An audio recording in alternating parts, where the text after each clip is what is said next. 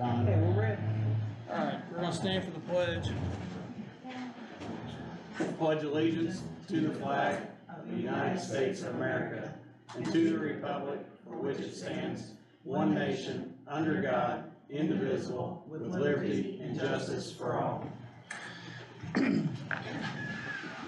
Well, this being a special meeting, I'm not going to go through what I normally would at a regular meeting of, is there anybody that's got anything that's not on the agenda? Because this being a special meeting, there's only 2 items on the agenda, so we're not going to entertain any other conversations tonight. So turn my phone down, please. So with that, we're going to get right into this. Let me give a little, I want to give a little history of Scott County and opioids.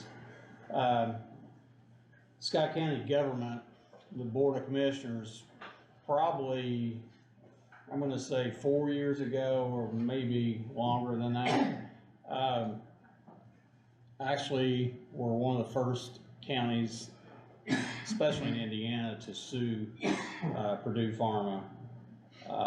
We hired attorney out of New Orleans, and we hired an attorney out of Washington, D.C. And so with that, they were pretty much no money up front for them to do any of that. They were going to take theirs on the end of it. If they won, when we were close to, I guess, a settlement of sort, there was a federal judge that kind of put all of those lawsuits into the same lawsuit, and at that time we were kind of weren't alone anymore. Our attorneys were still fighting for us, but there were multiple attorneys, and then the state of Indiana stepped in when the settlement was getting ready to happen, and kind of passed a law that said how much the state was going to take out of the settlement, and then how much they were going to divvy out to each of the counties. This county Board of Commissioners refused to go along with what the state was mandating and what they passed the law, because it was like a 75-25. They were going to keep 75% of the money. They were going to, I'm going to say 70-30. They were going to keep 70% of it. They were going to take the other 30%, split it 15-15, send each county 15% of the settlement, and then on top of that, they were going to do it per capita. So Scott County, being a small county and in my opinion, one of the worst hit during this opioid crisis, is that we still didn't feel like that was fair to us, and we still refused to go in with the Indiana State Attorney General and stay with their suit. So I think in the end, there were 20 counties.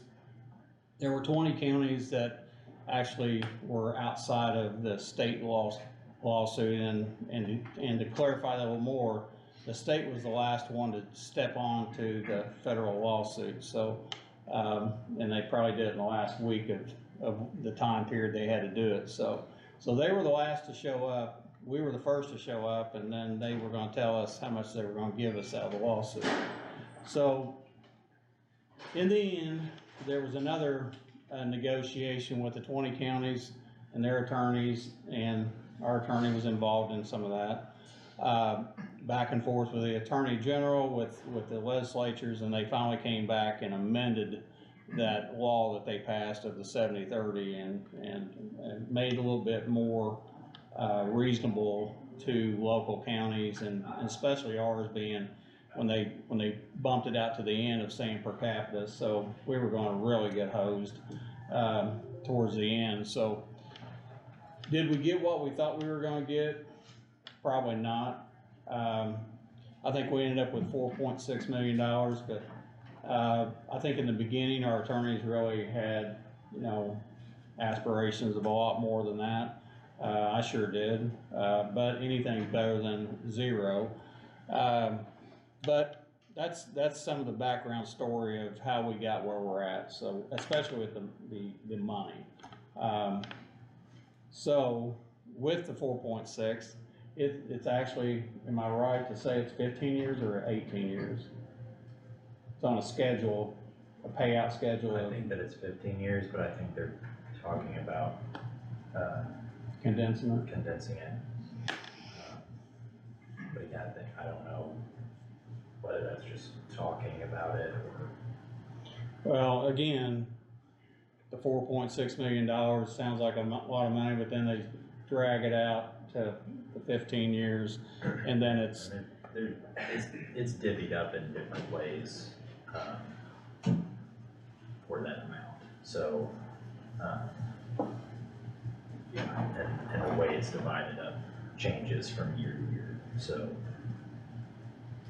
We got a lump sum payment in 2022 that was collectively supposed to, I think, be seen as a 2020, I'm sorry, we got a lump sum payment in 2023 that was supposed to be like a lump sum amount for 2022 and 2023 because the payments took longer than they thought to get out. So I don't think there's my recollection is there's not another payment period in which we receive a similar amount. it goes down. It's gonna go down. Yeah, so right now, in the first year, we have, I think, we have $459,000 in restricted monies, and in the restricted monies, there's a list of things that we can spend it on, a list of things we can't spend it on. Then there's another check that came, or an account that for, I think it's in the ballpark, $111,000 or $115,000 in a unrestricted, and it can be spent a little differently than the restricted, so. And the reason, again, for this special meeting is that, or someone at the state, decided they were going to use some of their 70% of their money and do some matching grants and stuff, and with that, they put what I call a hurried up deadline for, for you guys to be able to, apply for that grant to get some matching funds.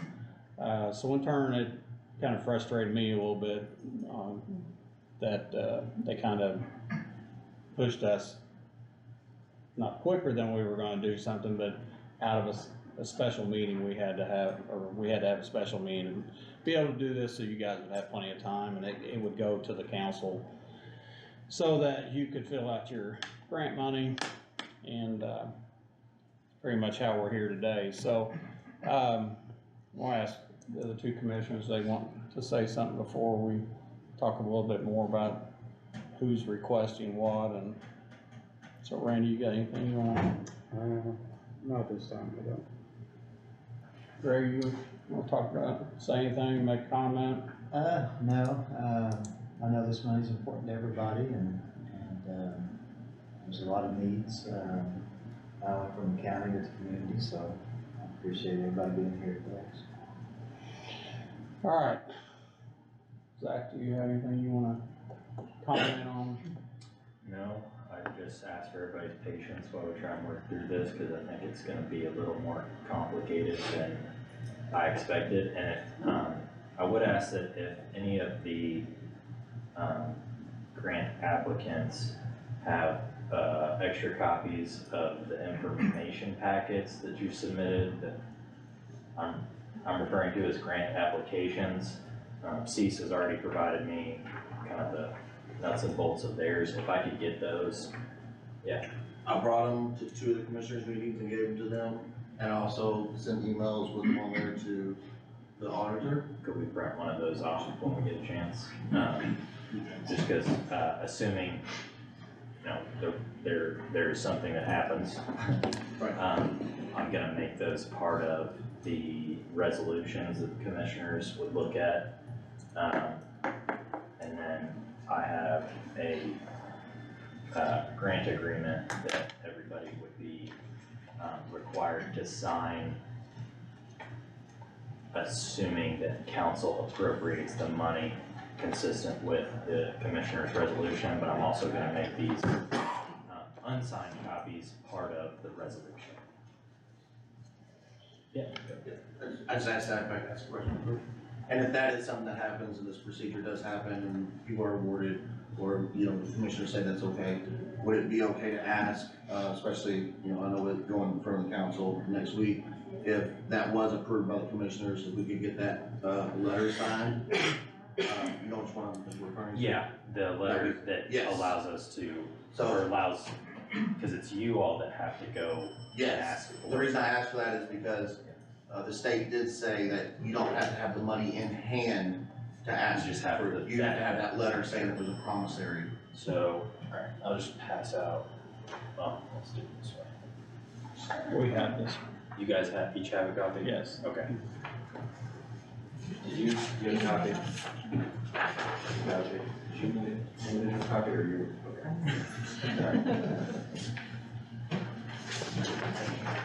Yes.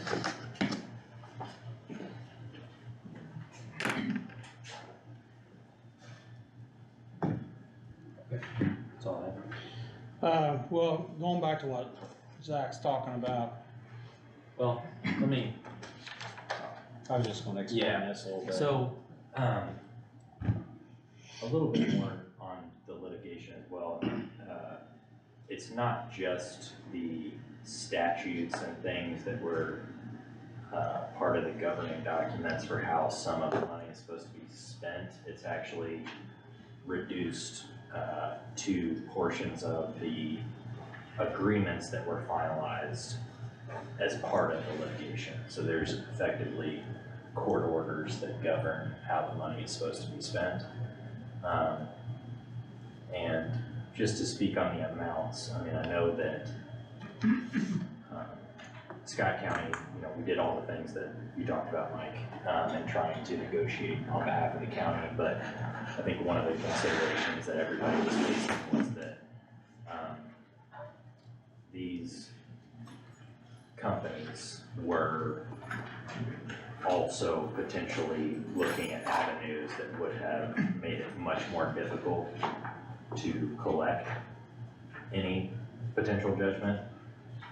And excessive judgments from multiple different entities, thousands of entities, could have led to a collapse and bankruptcies and things that ultimately no one would have ever been able to, you know, see anything from. Yeah, so understanding how we got to where we are, just in preparation for tonight and just trying to be overly cautious with how the money is spent, especially, and again, not saying anything about the grant applicants, but the county wants to make sure that first off, the money that's diverted from Scott County stays in Scott County. Second off, that services that are gonna be provided in Scott County are consistent with the statutes, our agreements, and that the county is still participating as we go in some oversight, receiving regular updates and information about the successes of the programs, or progress of the programs or services, and that ultimately will help us comply with our continuing annual duties to report everything and do the things that we're supposed to do for the state, I can't remember what it's like, the settlement agency or state budget agency that was created to oversee all these funds. So, that's kind of the purpose of the grant agreement, and then just kind of make sure that both sides understand what the, you know, expectations are. So. Well, kind of piggybacking off that a little bit, I just wanna make sure, rarely does the county ever give money in this type of situation where we actually are the people directly handing it to, or 501Cs or organizations. And I'm not talking for these two guys, but I'm just saying what I feel that we need to make sure, you know, we receive this money. And I wanna make sure, I for one wanna make sure that we are watching where the money's going instead of writing somebody a check and saying, here's yet whatever the number is, and, you know, we'll see you next time. I mean, I think, you know, and I will speak for these two guys, I think we're all on the same page that we wanna make sure that, we know where it's spent, and there is a, paperwork and everything else, like Zach said, that there's a trail of, hey, here's where, and you guys are used to grants, you know, I'm not telling you something you don't already know, but as a county handing out this money as a grantee, I guess I'm gonna say, or grantor, we wanna make sure that we're just not handing somebody a check and they're spending it not in the way that is what they told us it was gonna have to be spent in, and we want the money to benefit, Scott County, and we don't wanna be, I guess, after the fact, caught with looking like, well, we didn't know where it went, so we wrote a check and it went away, and we thought it went where it's supposed to go, and I guess, I don't wanna look like the federal government when they hand out billions of dollars in COVID money and they don't know where it went, so,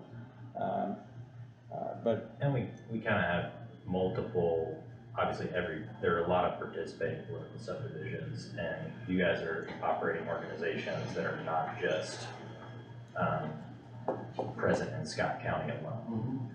So, but the way the money was distributed, it was for the county's use specifically, so, we wanna make sure that despite, you know, the good work that you guys are doing in other counties, that we can track the money spent in Scott County for Scott County.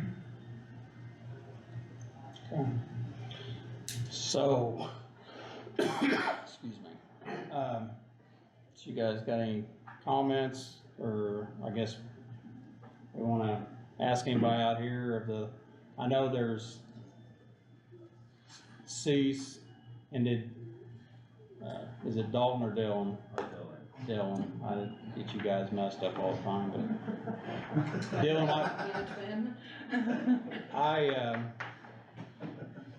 I heard some information that you guys, when you came last time, you're really not asking, you weren't asking for a specific number, you were pretty much just here supporting other people, is that, or did you have a proposal of? So I'm kind of wear two hats. So I'm here with my boss representing the Scott County Partnership.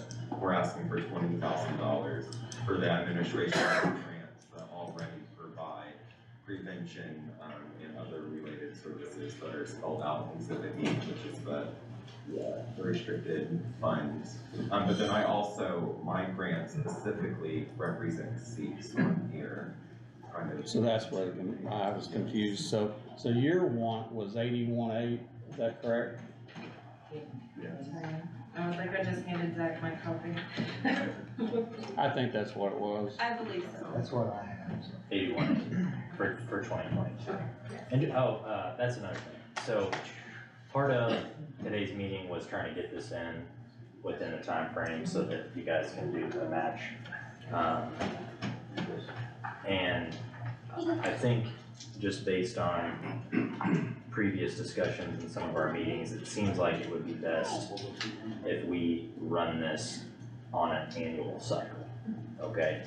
So, assuming that there were other requests later down the line, you guys would just need to come back and that's all accounted for in the grant agreements. But I know that some of the settlement fund plans propose like a 3 to 5 year plan for use, but we're only gonna be talking about 2023. Phil, I have a question for you. Yes. so if somebody is currently, you know, trying to refrain from being, I'm sorry.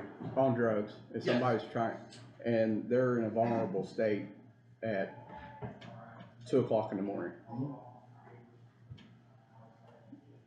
Do they have some place that they can go immediately?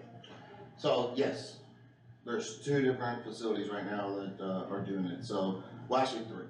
Unfortunately, none of those reside in Scott County. As of right now, Life Springs is actually offering through their CIT place, is offering a, 24-hour admission place that you can actually take somebody and get them 24-hour admittance. Then you have, another place in Harrison County that's actually taking people as well, only males at this time. And then you have, depending on the state and what we're talking about, if it's just drugs, maybe another conversation, if there's some suicidal ideations, Wellstone is always available in Clark County. And then we also have, the Catalyst House, but they don't have a 2 o'clock in the morning call. So, Alright, how far away, what's closest one? they're all probably about 20 to 25 minutes. They're all within like 5 blocks of each other. Except for Harrison County. Yes. Harrison County's all the way out there by the school. But the other ones, yes, they're about 5 blocks from each other in Clark County. And I have a question, were you at the church the other night? At Catalyst? Like sleeping there? Or? No. There was some Like, kind that's of, kind of personal, Zach. no, there was some kind of event that was going on down the street from the house, I was just wondering. Yeah, we're doing, in Clark County, we're doing Drug Packs Week. Okay. So we're having a lot of, that's why I'm actually, believe it or not, I'm dressed up for a dinner tonight that starts at 6. Not that I wouldn't dress up for you guys, but that's, we're doing. I just saw like cameras and things Yeah. going across the street, so.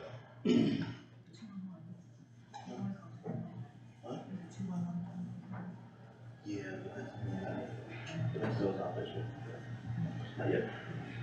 So with that, I wanna, again, talk about what Zach said, is that I don't know that we're totally prepared to give everybody their total wants, because, again, we weren't really ready to do that, and I asked them to not sweep out there until we're done, so. But anyway, not to give everybody their initial wants and, in this meeting, because, we still trying to figure out, some other monies. So we wanted to make sure we gave you something to start into the matching, so that, at least you're into that pool. And again, we'll have money after we figure out where the rest of it's gonna go, so that we can come back and issue some additional money later on, after this meeting, I would say. I'm not saying that time period, but at another time, we would have additional money that we could, allocate. So I know everybody had their wants in December or at the end of the year. Just, I guess, be patient with us, because, again, shoved into the timetable deadline of a grant that, could give you more money through the state's 70% of the money, so don't shoot the messenger, and don't think that that's it, because again, we're gonna get funding next year, probably, I'm gonna say it's gonna be half of that or less than half of that. 25%, it's So- around $100,000. So, it's gonna go down, but we're still gonna receive we're gonna receive funds that have to be, again, spent in a certain way, Less so. than that. Is it? So we really don't know what there is a schedule out there. I don't have it in front of me, but there is a The schedule out current there. year's that tells you. expected abatement share is $70,000, the unrestricted is $369,000. So, but then that drops off, so anyway, if nobody else has got anything to talk about, I know we do have some, monies that we've already spent out of this in an ordinance to the health department. I have a really quick question. What's that? With all those, those facilities that you're talking about, do they, to get admitted, do you have to have a medical clearance by physician to get into those places? So that's what Life Springs part of the CIT is. They will have a way to do medical, clearance. Okay, Hickory, the one in Harrison County, depending, and Wellstone does theirs on site as well. outside that. Wellstone does? Yes.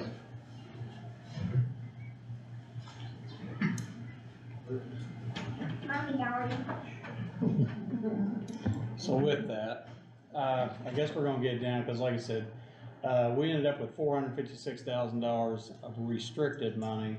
I know we passed an ordinance for the health department to employ a, person at their facility for a year. I think that was $60,325. We're also, looking at possibly, purchasing, or using somebody to purchase an ambulance, so, We won't be using opioid abatement money to purchase an ambulance. We're using it to, on position training. Yeah. Yeah, yeah. their training positions. So it's gonna be employee salary. It'll be similar to the health department. Okay, you're correct. But There is a request for the unrestricted for part of the ambulance purchase. okay, I stand corrected then. So anyway, there's some monies that have already been spent out of this or going to be spent out of this. So again, I don't know what these guys' desires are to, how to fund the three requests that we have, and I'll go back through them again. The request for the partnership is 20,000. The request for cease was 81,800, and the request for Thrive was 189,000, is that correct? Correct. So, What was cease, I'm sorry? 81,800.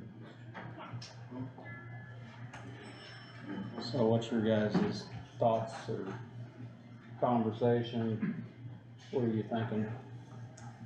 Well, what was it, a year and a half ago?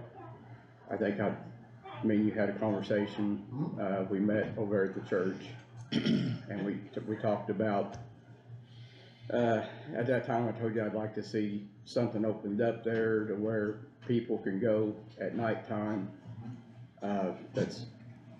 Lock can go on in 20 minutes, lock can go on in 20 miles. I don't like the idea that somebody has to go 20 miles away from Scott County. It's a very vulnerable time. 10 minutes can be a very vulnerable time, you know. But to try to hold it together for another 20 minutes, I think I don't like the idea. And I know that you're not gonna like this, but this is my opinion. I've always been straight up honest with you. Myself, I wanna see the church fixed up, and I want it to be available to somebody late at night when they're hanging by a thread, that they can go quickly, not 20 miles away. So I would like to see a big portion of this money being spent to fix up that church and to make this a program, you know, something that's ran by the county. Because since we've talked it, that's never happened, and it's not gonna happen, I don't think. I mean, as long as you got outside sources, they want it in the bigger areas, but I'm worried about the people here in Scott County. So that's where I'm with that. Now, as far as cease goes, because I wanna fix up the church, I can't agree to $80,000. But I love the fact you guys go to schools and you have a school program, you're trying to talk to kids while they're young. But I would agree to 20,000. And I know that's, and then after we get the church done, because we don't have any quotes on how much the church is gonna cost us, then we can revisit and come back and see what we got left. But the church will have a lot of money that needs to be fixed. So the churches would not fall under those abatement strategies? It will, as long as you're using the building for a program. My question to that one, because that was a direct question to Doug Hunsinger, the drug czar, and he said the only way brick and mortar money could be used was towards recovery residences. Well, that would be a recovery They would rate. have to live there, Huh? live there. It couldn't be a drop-in, it would have to be like a residential facility, like, That kind of like an Oxford That was a House. direct question to the Right. drug czar. Mm-hmm. So, I feel you, Yeah. I mean, I think we all want that, but that's some of where we're dealing with some of the restricted. But we don't have a drug residency here in Scott County right now. We're gonna ship them off to another county, so we're supposed to give you money so you can take our people and ship them off into another county, where another county can make money. Well, if I don't mind, if you don't That's a lot. mind, I think the last quote a few years ago, to get the church fixed up was over $300,000. With the last drawings and the last quote that I've seen. That sounds like because abatement share, you don't even have that available. And I know that, taking people out of Scott County to get them help, unfortunately, we don't have a facility in Scott County. And if you would like, maybe if you wanna talk to other agencies, we can probably have them come in and talk and see what that looks like to build one here. But we're trying to figure out ways to help the people now, and figure out ways, because there are people in Scott County that are going to other counties to get help, because that's the only availability to where it's at. Yeah, but I talked to you a year ago and I was hoping that would get done and, I don't have $300,000. well, even if I gave you $300,000, I really don't think it'd work. I really don't think it'd happen. Okay. I mean, unless you're willing Well, to that sign money- something for me saying that if we give you $300,000, you will put a place here in Scott County for them to go to. Well, the reason I wouldn't sign that is because it would go against what they say the money could be used for. And if it can't be used for a brick and mortar building that's not a recovery residence, then you would all be subject to exactly what you're trying not to do, and that's to be audited against the state.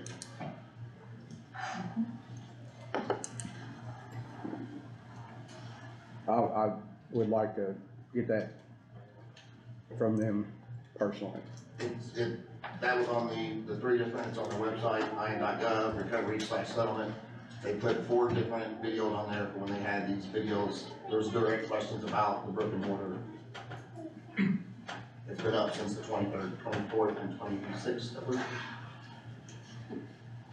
I will also say too, just to chime in, like even the matching grant, there were 3 webinars on what could be used, what those funds could be used for, and brick and mortar was still not one of them, unless it was. So even with the state's $25 million. Which is also a reimbursable grant, not an upfront grant. Right. Because another recovery hub was in line asking the same question. So the way the match works is that you would have to submit individualized claims Yes. as you go. Yes. So it's not an upfront, it's a reimbursable, and it starts in July, and it's a 2-year process. So it's a 2-year run, and so the money that they'll be matching comes out within the 2-year period. So yeah, it's not an upfront money, it's a reimbursable. Okay. So Randy, what you're talking about, let me clarify if you would. You're asking for a treatment center in Scott County, Yes. is that correct? Well, And what kind of treatment center are we talking about? something that somebody's there 24 hours a day and somebody's can walk in off the street and, hey, I'm having a difficult time right this minute, I need some help. Not by phone, not driving 20 miles from here. Alright, I just wanna know what you were talking about, so. But Ask this. if that's the case, then I wanna wait, because I wanna see if we can change things on there. And as we saw with the refuge and how long it took the refuge to open their doors, like that licensing and credentialing process is, you're looking at probably 5 years before, like if we started today, that process would take probably 5 years to get completed. We're talking $1 million or more. Millions. Yes, and millions, absolutely. Well, you have to be able to staff it. And none of us can run any of those No, and facilities. actually, there's not a single licensed clinical and addictions counselor in the county.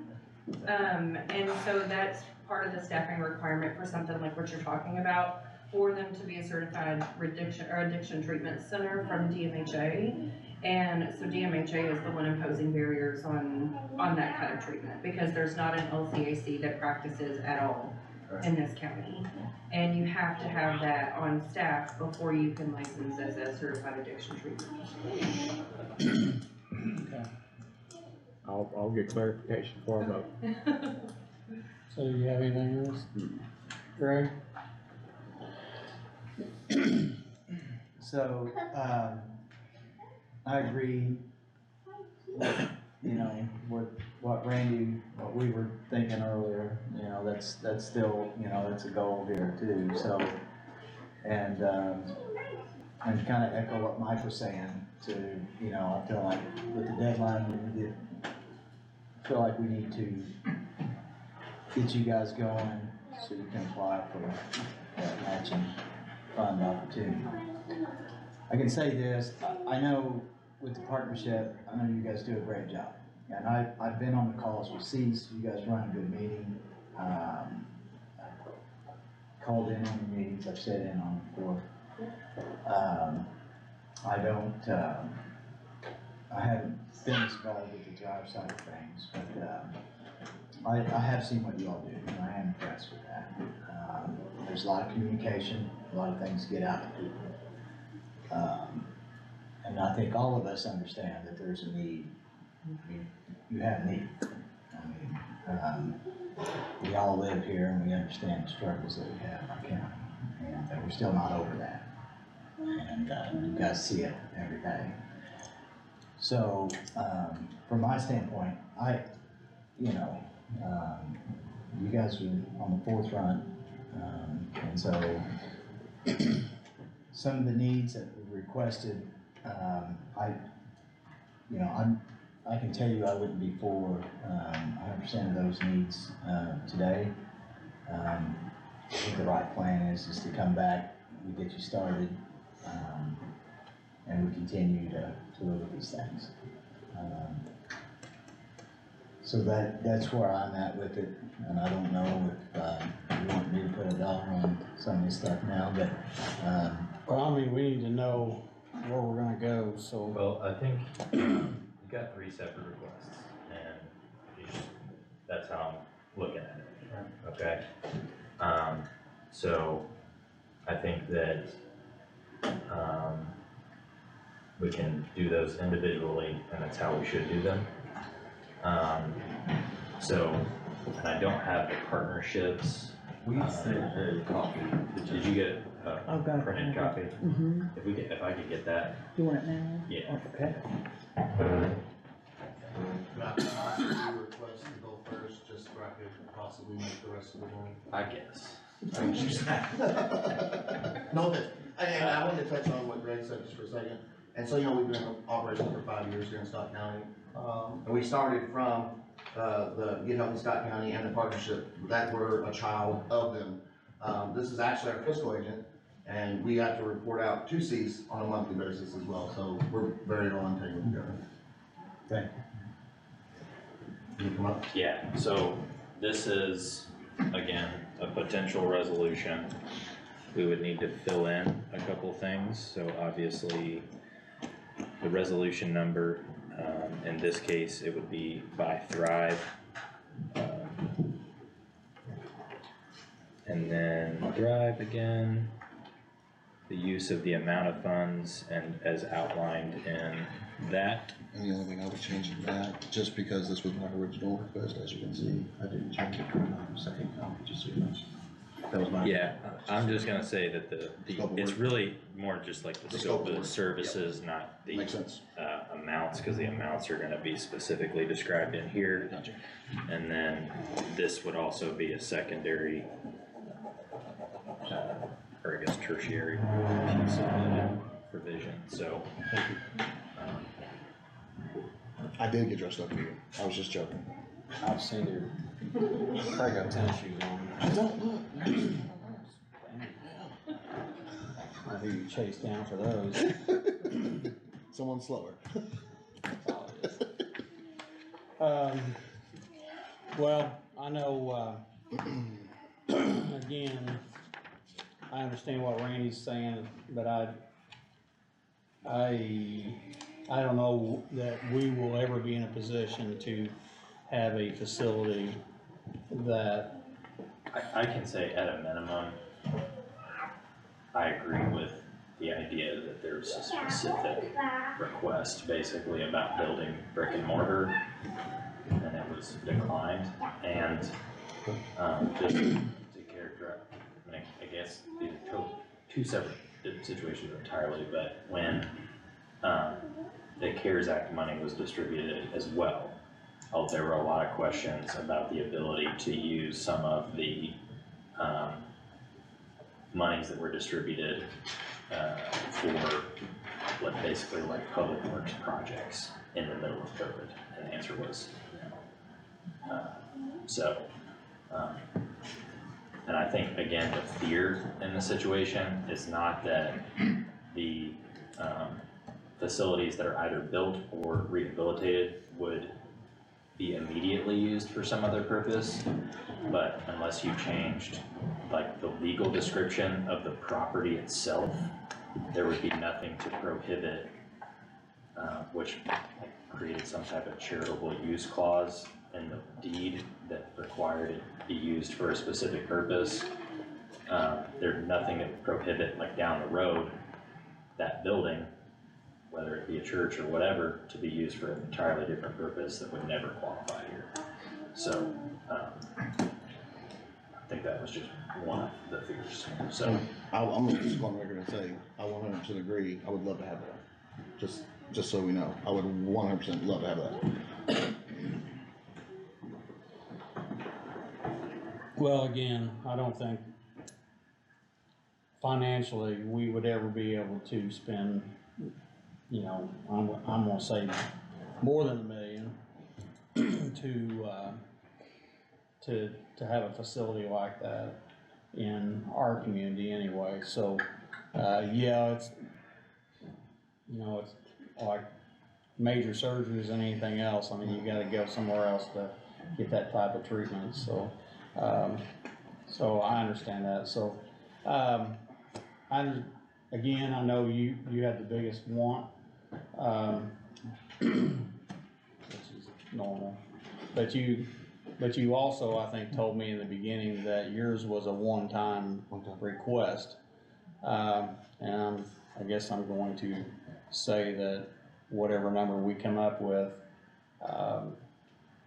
that I know I'm gonna see again probably, cause it's, you know, I mean, instead of the one-time request. And again, as I said earlier, we do have monies, but we don't know where we're gonna spend all the monies, so that's why we're going to be a little bit on the downside the first time instead of on the upside.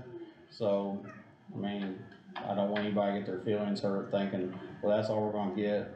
May not be all you're gonna get, I mean, maybe something coming down the road or whatever, but I don't know what that number is, so. Well, and if you don't mind. Go ahead. I do 100% agree that you will see me again, and here's why. I think you all need to know what's happening. Not only past this one fiscal year of report outs on a quarterly basis, if I read that correctly, but you all still need to know what's going on in Scott County, right? As our elected officials, you all need to know what's going on and what the want and the needs are. The second number I did come to you at was, the reason I said, that's a fully sustaining piece. If I had those pieces in place, I can be 100% fully sustaining just in Scott County in this area. So that's why I gave that information. Okay. So, with that, I guess I'm gonna, since you're the first victim, thing called worse. I'm sure you can. I'm sure that's just like me. It's just not on Facebook. Oh, yeah. That's all right, I got fixed, yeah. I know you do, that's why I like it, Mike. So what's your guys' thought on, the Thrive request here? And I'll just throw it out here, as I've said, the 189 is not on the table right now as far as I'm concerned, but, so, Randy, what's your thoughts? I'm not ready just on to make a decision on, it, not going to. Okay. Well, and I get that, but I mean, the purpose of the meeting was to give them money so that they can apply for that matching grant with the state, so, and again, I don't like how the state did that, cause they put us in a bad position, in my opinion, but, so. So you don't have a thought? I mean, unless ceases, or unless Thrive's gonna tell me that there's some way they can work this out to where there's somebody readily available for somebody to talk to We have- every night Oh, in our if you area. want that, we have that. We do 24/7 ORT. That's overdose response. So when they can come to you and. They set can with call you us, at- and if the need is an in-person meeting, then we'll come. If it's a need, like it's not somebody that's just saying, you know, Jimmy, I wanna talk and let's sit down, of course not. But if they're serious about the conversation, because we also have 211 that we man, and that's the crisis line. Not to be confused with 988, which is the suicide hotline, but 211, our peers man that 24/7. And then we also have the ORT that we're doing in Scott County with the sheriff's department. So if they go on a run, or somebody goes to the hospital, you know, the ER calls us, and we send people out 24/7. The problem is, where do we take them? Right, And that's why we have to take them to other counties. but I mean, I want somebody standing there available for somebody to drive in at any moment. Well, I don't have that facility, because once again, I don't have a facility that can have open 24/7, because if that's the case, then I'm gonna need at least 3 different individual salaries for a 24/7 on call, or a 24/7 available person to be at the facility. Can you do that? It's gonna take more than 189,000. Well, I think that's what, she was saying earlier, that to do that, it has to be doesn't it have to be a clinical person? It has to be a licensed clinical addictions counselor to qualify as a certified treatment center. And so that LCAC, that license doesn't, like, it exists, but they're few and far between in the state, and we have 0 in Scott County. We have no way to afford them. So from what sounds like, we can't even have a 24-hour. You can have a person that will answer a phone like a suicidal, watch and say, talk to them or whatever, but as far as a person that is sitting in there and they walk in, they have to be a clinically certified person, which is gonna be more. And then you have all those other certifications, CCARF and all other things that you have to do. Bill, how many people do you deal with here in Scott? Just in Scott County, our last numbers were 473 in 2022. And that's individuals. That doesn't mean any current. We still work with people. We've been working with people since we started in 2017, 2016. So it's not an everyday thing with them. It could just be, I lost my birth certificate, don't know how to find it. Hey, we'll walk, let's go. You know what I mean? We do that as well. So we don't stop working with people. It's what they believe their needs and barriers are. We help them with that. And then if they decide, well, I'm good for now, okay, just call us when you're ready if you need anything else. So we don't have we stop working with people at a certain time either. So, out of those 400 people that you deal with, Yeah. and I know some of these, but I mean, how many success stories do we have? A lot. And so here's another question I'm gonna ask you is, how do we measure success? Right? Because how I measure success is different than how maybe you measure, right? What I mean by that is, how do we measure recovery? So we have the understanding that recovery is any positive change in someone's life, right? Some people may say recovery is complete abstinence, right? Unfortunately, that's not everybody's views. And we've seen where we try to mandate our views on other people, and it doesn't work that well. We tried it since, 77, 78? And it just hasn't happened. But I would say successes, we have a very high percentage of successes. I kind of told you all last time I was in here, we still have 93% of people that walk out of jail that are still doing services with us today, from July. 93%. But you're kinda saying the bar is low, in your opinion. No, because I think it's up to the individual, right? So like, if I have diabetes and I don't, and so if anybody does, I hope I don't misstep here. But if I have diabetes, the doctor says, hey, stop, stop eating that way, and I don't, is he measuring my recovery off because of my desire to wanna stop, or did I stop, right? But say I have a cheat day. Should I have said, no, you should have ate right the entire time? I hope you understand what I'm saying. I see that. I personally know people who's been in your program who's doing really well, and that's came considerably Far. long way, so, Yeah. I mean,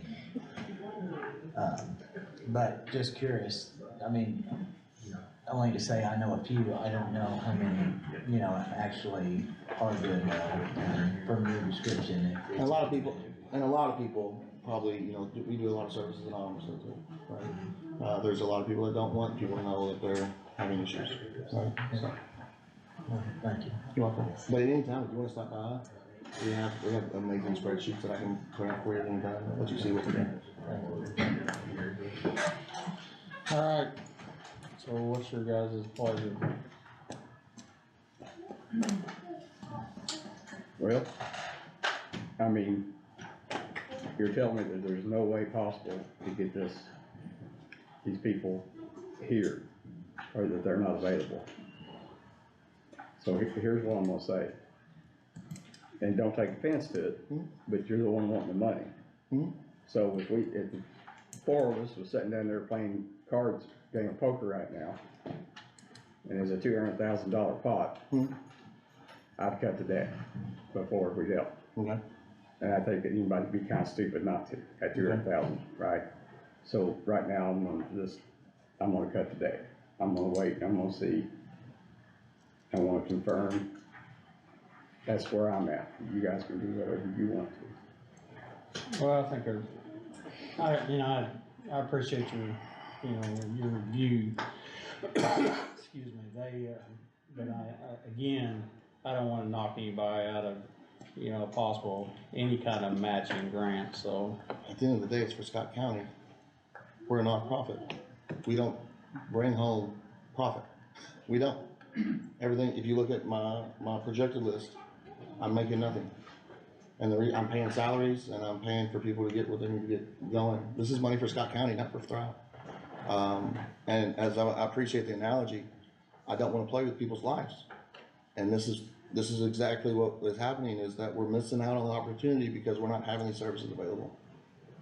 Is it any worse than what it was before Yes. we had the money? What's that? It was a lot worse, but you didn't have the money, I didn't have the availability to come get it. Right, so I mean, But I'm still struggling, Randy, and if I got a chance to ask you for help, I wanna ask you. well, I understand why you're here, Because there's people outside that are still calling me asking for help right now. right? And I wanna make sure that help's available at midnight It is. in this town where they can It is. drive up, man, I'm hurting now, I need to talk now. That's, and I mean, we talked about that a year and a half ago. We did. And like I said, I'm a nonprofit. I don't have ways of raising $300,000 in a year. I know that, I'm not blaming you for Yeah. it. But, maybe the people above you, if they want more money to create more things, maybe they'll come back and say, look, Phil, maybe we can do this. That's where I'm at. And I like that. I like that part. But may I ask this question? Because you're asking for me to ask You the can ask people. me all kinds of questions. Okay. Counsel. The people above me. I'm asking the people that live here in Scott County, that see it every day. You see it every day. So that's why I'm here. And I get what you're saying. I really do. And my want is you're saying want. I just can't make it happen for you. And I'm probably not the facilities that can make it happen, hiring LCSWs. I don't offer clinical services. That's not my lane to stay in. That's why we have amazing partners that do that kind of work. My want is to have the availability of people reach out and we get them done. I mean, on that note, how much is it gonna cost us to have somebody who does have clinical service? More than $189,000. Well, I mean, is there any other programs out there? No. You're gonna have to get either a facility to come in that wants to do a treatment facility inside of here, or a Life Springs that wants to build a CIT, which is a multi-million-dollar facility. They're trying to do it, they are doing it right now in Jeffersonville. It's just not here in Scott County. It's not. Right, but nobody here in Scott County's reached out to them. They have. Life Springs is in Scott County. they're officially starting it in Clark right now. They just, I mean, she actually works for Light Springs right here in Scott County. They're not doing it in Scott County. I understand, but why haven't we moved toward that direction? I don't know, and like I said, that's not my lane of I advocate for that, But but I'm asking her now. I'd be happy to sit down with you and talk about things. Right now, we're working on a treatment facility in Jefferson County. And I can tell you the steps that we've had to take just to get to the needs assessment part right now, to figure out what that looks like and if there isn't even a need due to a depending radius around. But I can sit down and talk to you about that. Okay, so my question is, if you had $300,000, Could it make it happen? No. why is that? Well, you have the brick and mortar, then you have the equipment, then you have staff, and then further sustainability. I mean, we paid $35,000 just for a needs assessment, to even figure out what that need's going to be. You have to spend money up front before you can figure out what the need is and what it's going to look like in cost and sustainability. I mean, we're already short on medical staff nationwide for mental health. So that's an issue. I guess what I don't understand is, if we had a building, forget us fixing this building up, if we had a place for 3 staff members for 8-hour shifts every day, you know, why would $300,000 not pay for 3 staff members? Because it's bigger than that, so, yeah, so one of the things to consider, when you guys have to make a decision about putting in a stoplight, right? And you put those duty majiggies out there, right, real technical That's terms, and you have to determine flow of traffic and all the analytics and whatever. I don't do road stuff, right? But I know we've been dealing with this with my own neighborhood. So you know how that flow of traffic, even though the residents are saying we need this, right? And you might, as county commissioner, say we need this, but that flow of traffic analysis from those, I don't know, magical capture things says that you don't.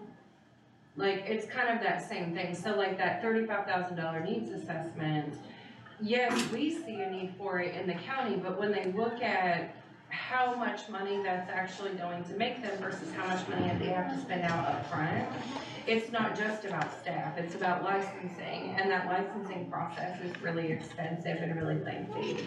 It's about hiring all of the different types of people to write, I mean, the attorney's fees alone are out of this world, because there's so many different legal pieces, and applying for your nonprofit status and having all of that so that you can apply for different funding. So they're at the community needs assessment part after 2 years in Jefferson County. So, and then even once you get that community needs assessment, there's still several years left to go.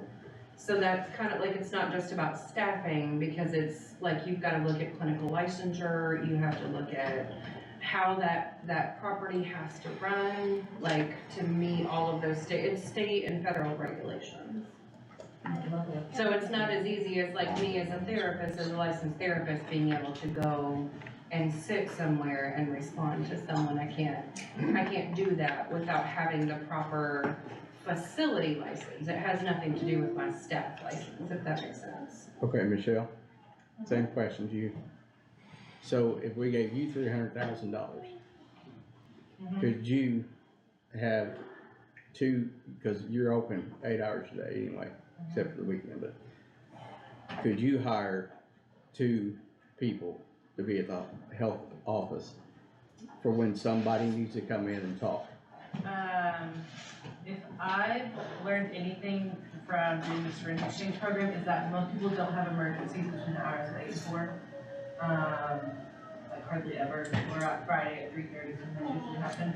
So I mean, I wouldn't say I couldn't employ, because sure, I've employed peer recovery coaches before when we've had our needle exchange program, but I don't think that's like the best way to spend money.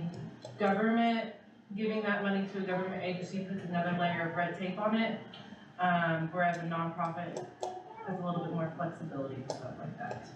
But that's also. Physically though, you could do it. Not clinical staff. Oh yeah, no, clinical staff, no, that's a whole lot. Physically though, you could do it. I mean, I have space in our Austin office that we rent from Life Springs if someone wants to rent out an office, but as far as, I would have no idea how to manage somebody with that kind of clinical background. Like, I would have no idea where to start with that. That's not my, I would have to do some research on that. I'm not voting.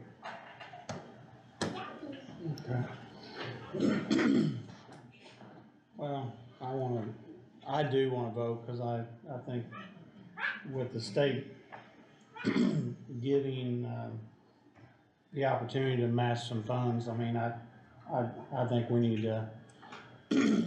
to, place a vote anyway, and whether it passes or not, I mean, that's up to, the Board of Commissioners, but I think we need to throw a number out, and again, I don't want anybody being upset about the number I have in my head, and I don't know what Greg's number is, but I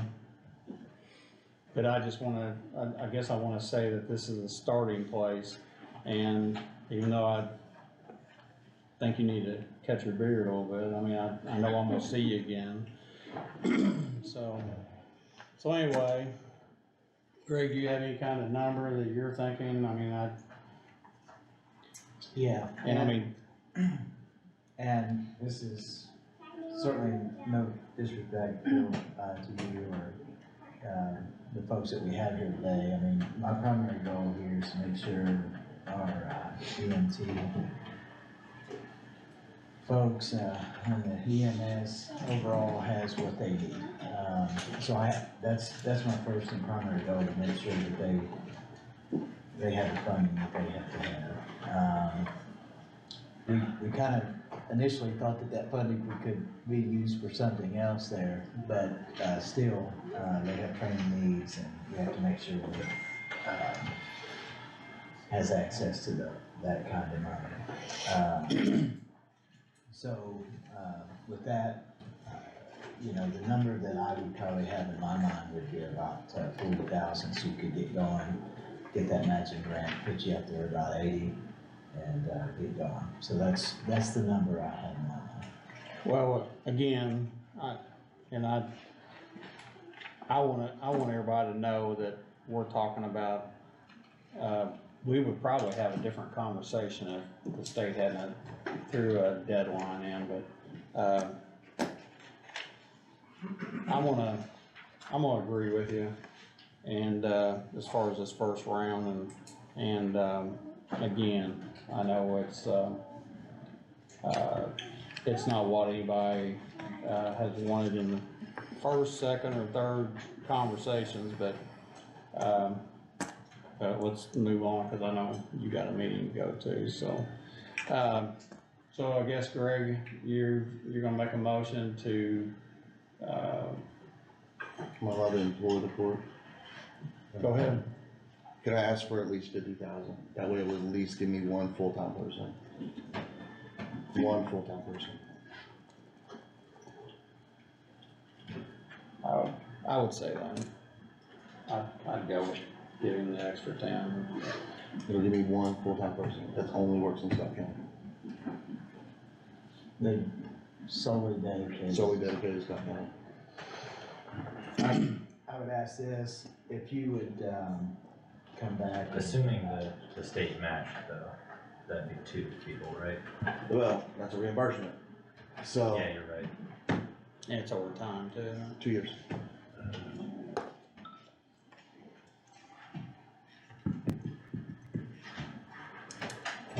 So, They won't do like an ongoing contractual reimbursement with somebody?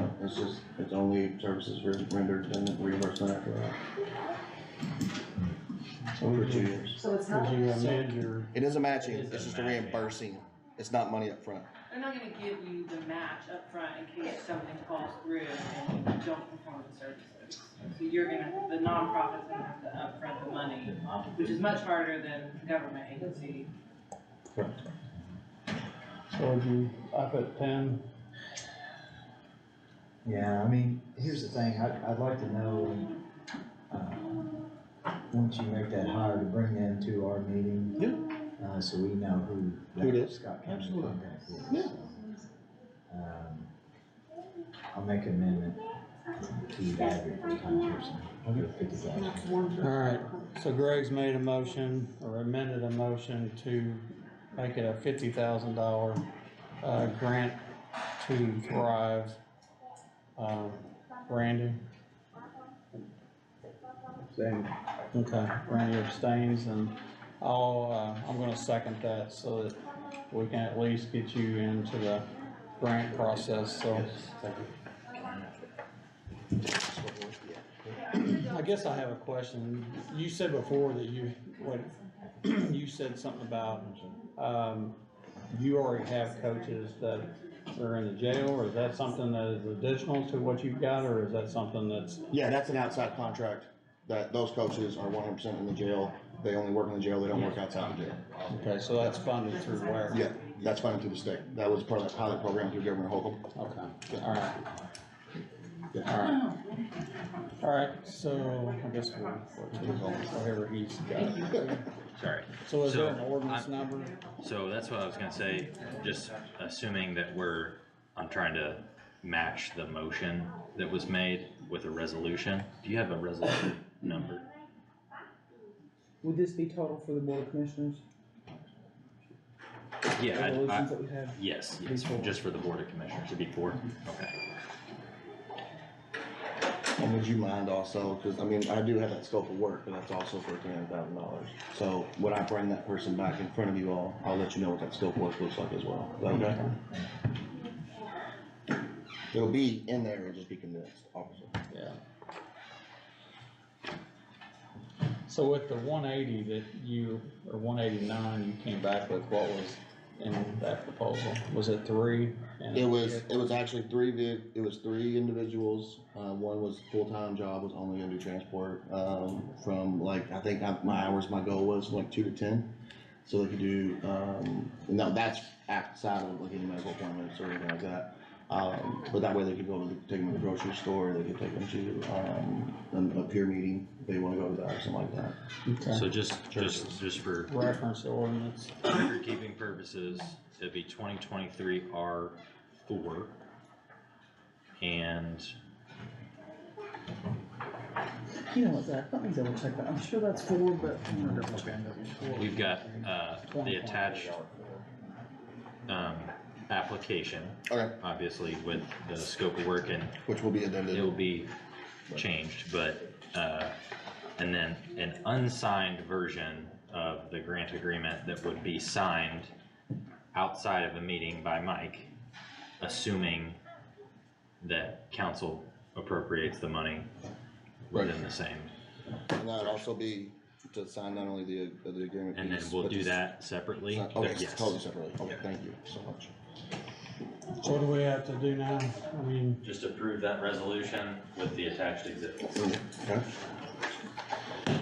alright, so, there's a resolution, Scott County Resolution number 2023 R4, stating as, I guess, how long is this? It's pretty long. So I'm gonna read this real quick, so. It's, Scott County Resolution 2023 R4, approving certain funds for opioid abatement distributions, whereas pursuant to IC Code 5222-2-13, the Scott County governmental body and under IC Code 36-2-2-2, the Board of Commissioners of the County Executive for the county, whereas the Scott County government has received certain distributions pursuant to the distributors settlement agreement in Indiana Code 4-6-15, whereas the Indiana Office of Attorney General has prepared a list of code opioid remediations using with priority to the given to list in the Schedule A core strategies, whereas the services provided and overseen by Thrive include those services described in Schedule A core strategies and in Schedule B abatement strategies, specific services attached hereto as Exhibit A. Now therefore it be resolved by the Board of Commissioners of Scott County, Indiana, the duties of administrator. Is this X out paragraph 1. the duties? Yep. The services more specifically described in Exhibit A provided and overseen by Thrive includes core strategies from the approved opioid mediation use created by the Office of the Indiana Attorney General.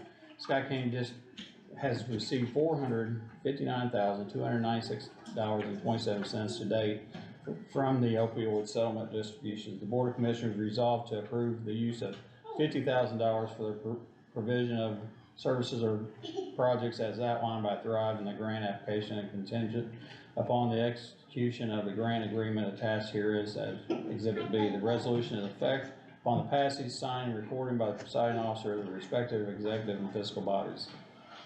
So, adopted by the Board of Commissioners of Scott County, Indiana on this day, and this day is the 9th.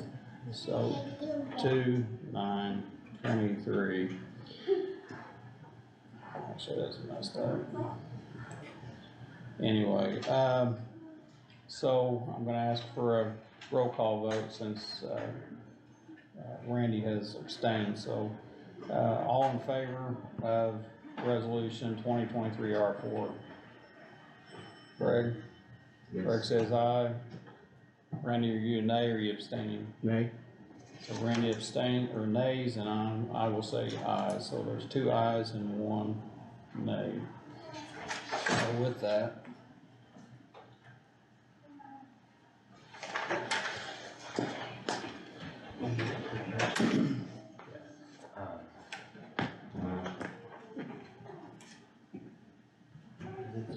I'm just wondering if we should wait until council votes. What I'm gonna ask them to do is contingent upon council approving, then Mike sign outside of the meeting. Okay, so are we done here? So the next thing would be to, assume, I think the whole idea here was that we would do the match, so, I'd ask that, assuming that's still the plan, that you make a motion To sign his paperwork. authorize Mike to sign, the paperwork for that FSA, outside of the meeting, but after council has, Do you want a copy? but only after council has approved. Listen this. Approved it. Yes. All right, I'm gonna entertain a motion, to give me authority to sign this, And that, it would be that as well as to execute the grant agreement outside of the meeting. to authorize, this is RFF 2023-007, authorization to dispense of local funds for the state of Indiana opioid settlement match grant. So I'm gonna entertain a motion for me to be able to sign this and any other document that pursuant to this outside of this meeting, so. I'll make that motion. Greg makes that motion to allow me to sign any paperwork with this grant. Randy? Well, I can agree to it. Oh, so is that a no? Is that a nay? You Or two passed abstain. it, you can sign it. Okay, so Randy, votes no and I'll agree. So it's 2-1. And, No, that's what I said, And- okay. That Pardon? includes the I ain't gonna say it, okay. He I did- said he you said two all- passed it, so all, I agree he that did, you he said signed all. it. Am I right? He did say. Oh, okay, so it's 3. So we'll leave Okay. that along with the packet. I'm gonna clear that up. Randy did vote, he didn't vote against that. He said, since we voted for it, he voted for me to be able to sign it outside of the meeting, So you the second then? Randy was, did I you second. second? He seconded, I'll Okay, make that alright. unanimous, so. That one? Yep. To Jennifer? Yes. How do you get that right? So. Hey, let's do it. Thank you. No, ours is. And again, this isn't the end. Might be soon, but it's not the end. Which one of you wanna come next? I do have some questions for Nick, so if Scott County Partnership wants to go next, cause Nick disappeared for a second.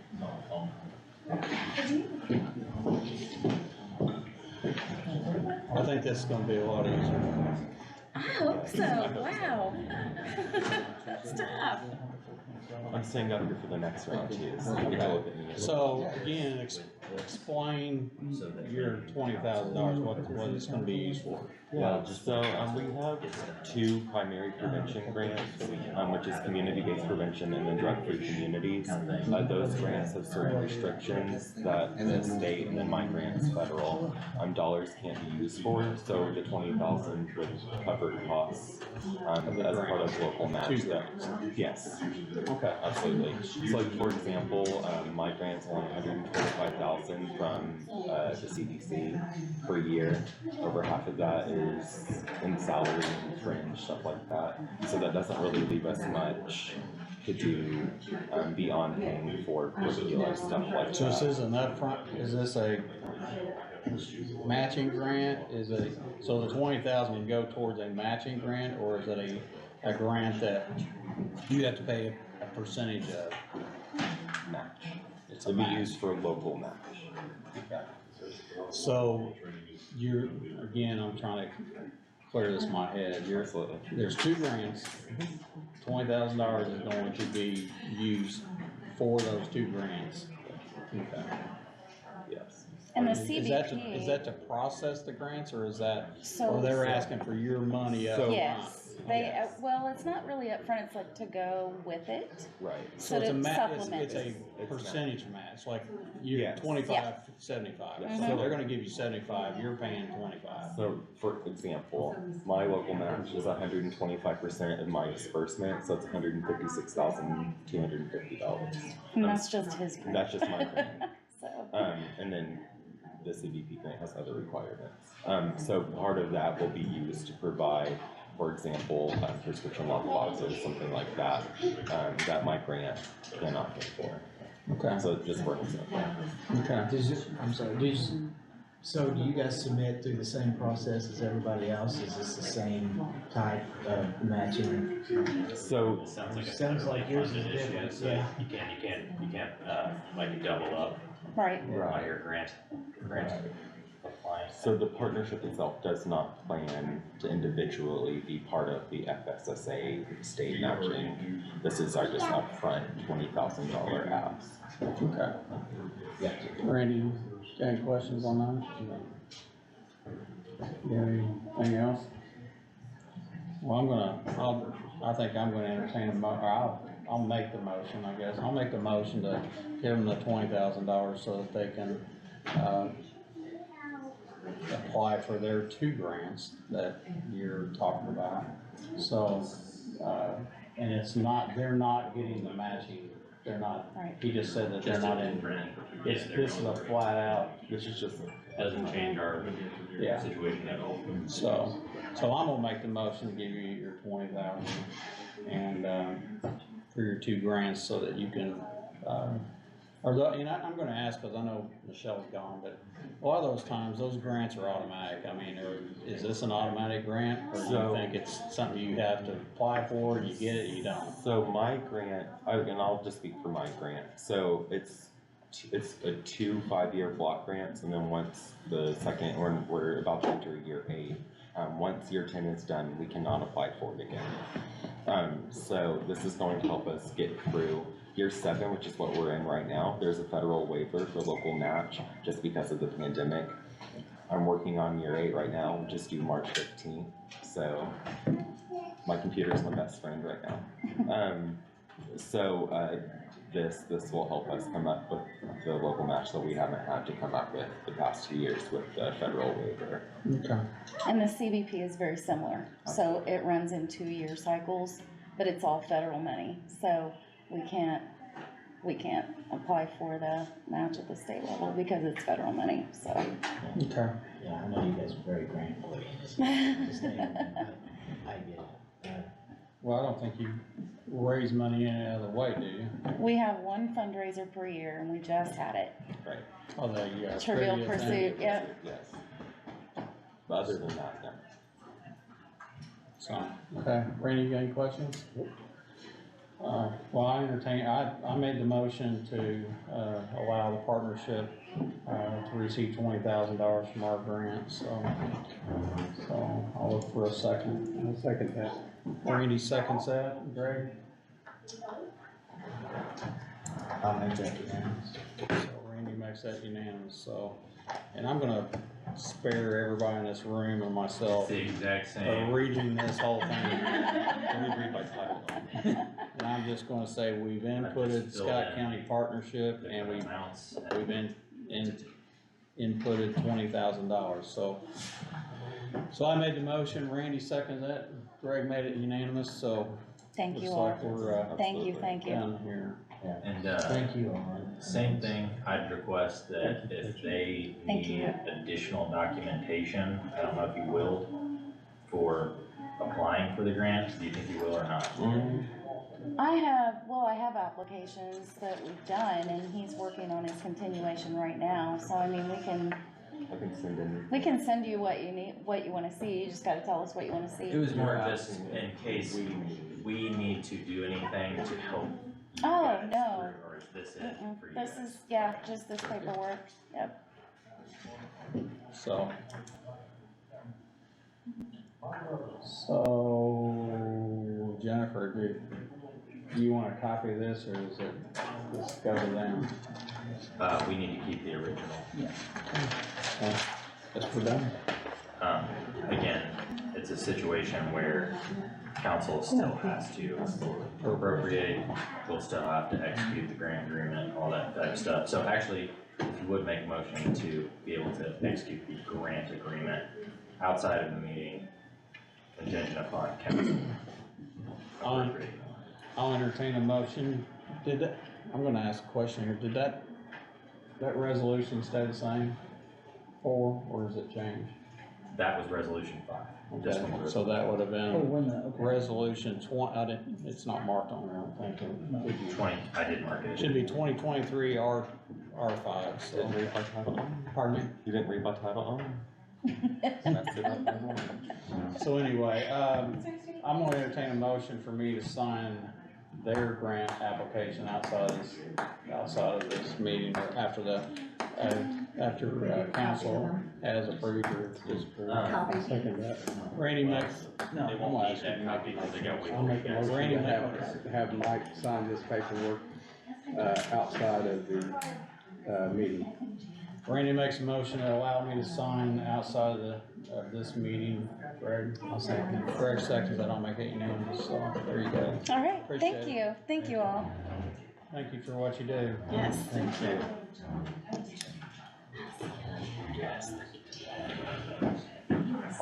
What she got? Oh, I guess she's asking Nick something.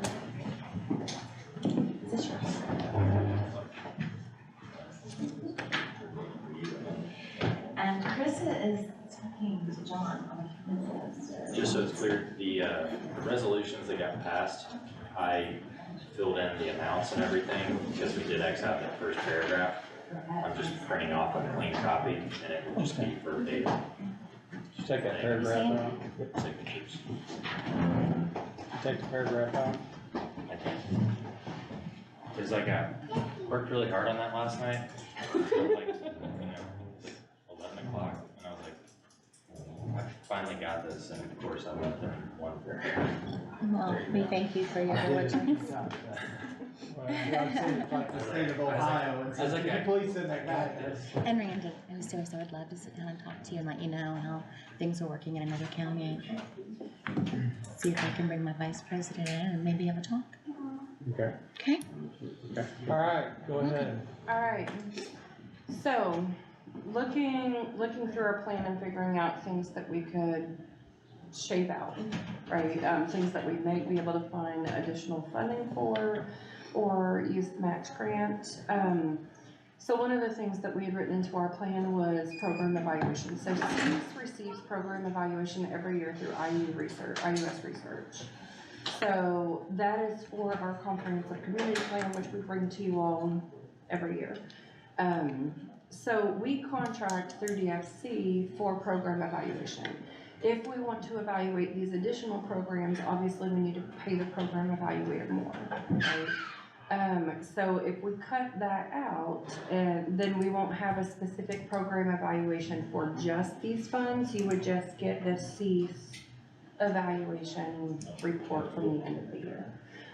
So I do know that that's a significant chunk, because that was $15,000 for this year. So what you're saying is we would get a end of the year report and not So I can come and present the quarterly report for C's, so it, I is don't that a know. legally binding thing you have to do, or is it just something? We have an absolute requirement for annual audit, Right. which is why, again, I don't think I'm in I think the grant application mentions a quarterly report. That's what she's. So I could bring the quarterly report, so that in-depth analysis from a scientist who does science things, that's what I'm talking about. Like, so we could give you, like, I will give you the quarterly reports from CEAS and, period. And then we could do our annual program evaluation for what CEAS does without these funds, right? So these additional things, obviously we'll do the accounting piece, but I guess it depends on, do you wanna report out of, like, this is what CEAS accomplished this year with everything, right? Or do you want an in-depth analysis from the scientist, like the scientific research at IUS? Because that's what the additional funding for program evaluation is for. So what kind of information are we gonna receive from that, from the scientists? So, were you wanting to sit, you weren't, cause it was in person, December's meeting. So they do analysis about like. Is it stuff we're gonna even understand? So it's 30,000 feet type of, just an overview. It's a very in-depth analysis about what. I don't think I need that, cause I couldn't, project three, I'm just gonna sit right here. I just say, are we doing a good job, what do we need to do? That's what I wanna hear. How many times a year do you visit the schools, and do you visit all the schools? So it depends on which program you're talking about. So the Scott County partnerships through the DFC, we have, and you could give more information about Kim's. So we have life skills instruction in both Austin and Scottsburg middle schools, and that's a daily, except for Fridays, a daily curriculum that all students will go throughout various grade levels. And then we have Empower, or Youth Coalition, and we do stuff both inside and outside of both District 1 and District 2 middle and high schools. And we've just started expanding into the elementaries, but that's brand new. So one of our programs, if not more than one program, interacts with the Scott County youth almost every day, if not every day. That's good. So Scott County Night Live is another thing that, was born out of a CEAS initiative. So every Friday night, you have a drop-in place from 5:30 to 8:30 at the First Presbyterian Church. So they have a free meal and they have activities that are planned by the youth, for the youth. So, and we've done the Amazing Shake, which is a one-time-a-year thing where kids kind of compete with social skills. Deodorant is a social skill for middle schoolers, just so you know. But they compete, and then there's a winner from that event. So it's these kids being able to practice social skills and work on their skills. So I guess it depends on which program. We've also funded 4-H to be able to do 4-H meetings, some different things that are outside of what 4-H would normally get funding for.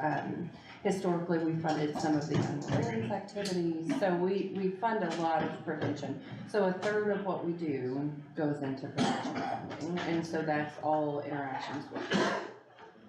Well, you kind of give me, I mean, you don't have to, point on point, but can you kind of give me a generalization of what the elementary program that you guys put on would look like?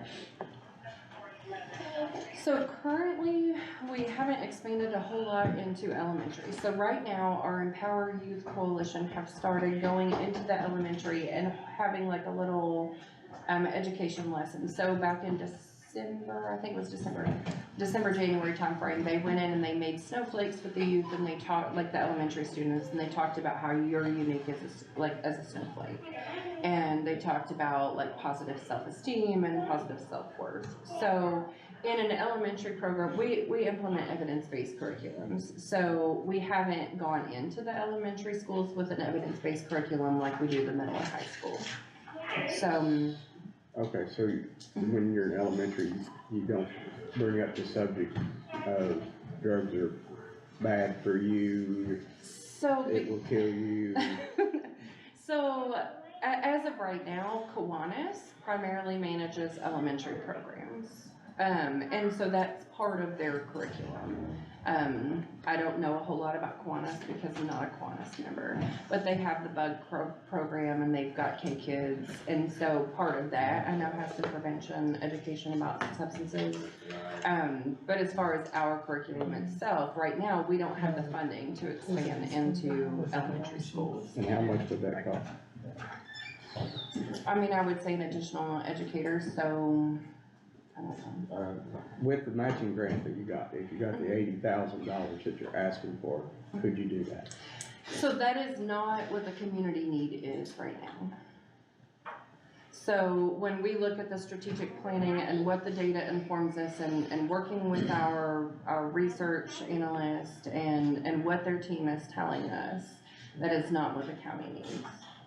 So we could put a program into an elementary school, and we're looking at a parent handbook of having those conversations with your youth, not just about substances, but also social media use, and it also talks about mental health issues, and so that comes in English and in Spanish, so that we could provide those workbooks to parents to have those conversations. Part of the issue is we don't have any control over what the school will allow, and so the different school districts have different feelings about some of that prevention curriculum. Our biggest focus is kind of grades 5, 6 through 12. And then disengaged youth, so youth that are not in schools. I don't know if I agree with that, but okay. I mean, I understand that you're tied a little bit with the school, but. So what's your really, sorry. I know when I was growing up and, you know, and I'm going to kind of tell my age a little bit, and Mike can probably back this up, and probably Greg.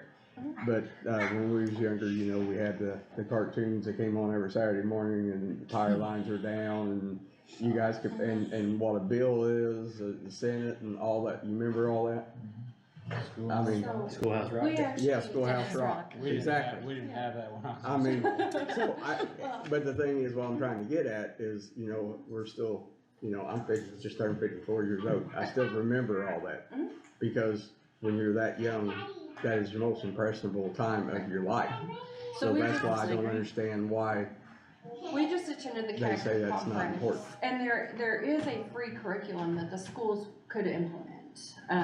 So that's something that the schools could do for free. It's whether or not the schools are willing to do that.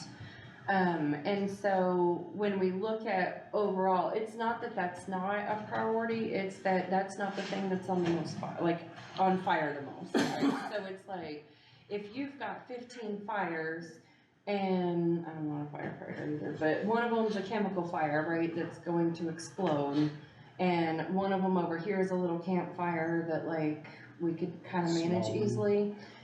That's where we're looking at, like, our biggest issue right now is keeping people alive, right? And reducing our recidivism rate, so reducing crime as a result of substance abuse. And looking at how do we get people mental health treatment in those early stages before it ever gets to a point of substance use. I'm gonna change this a little bit.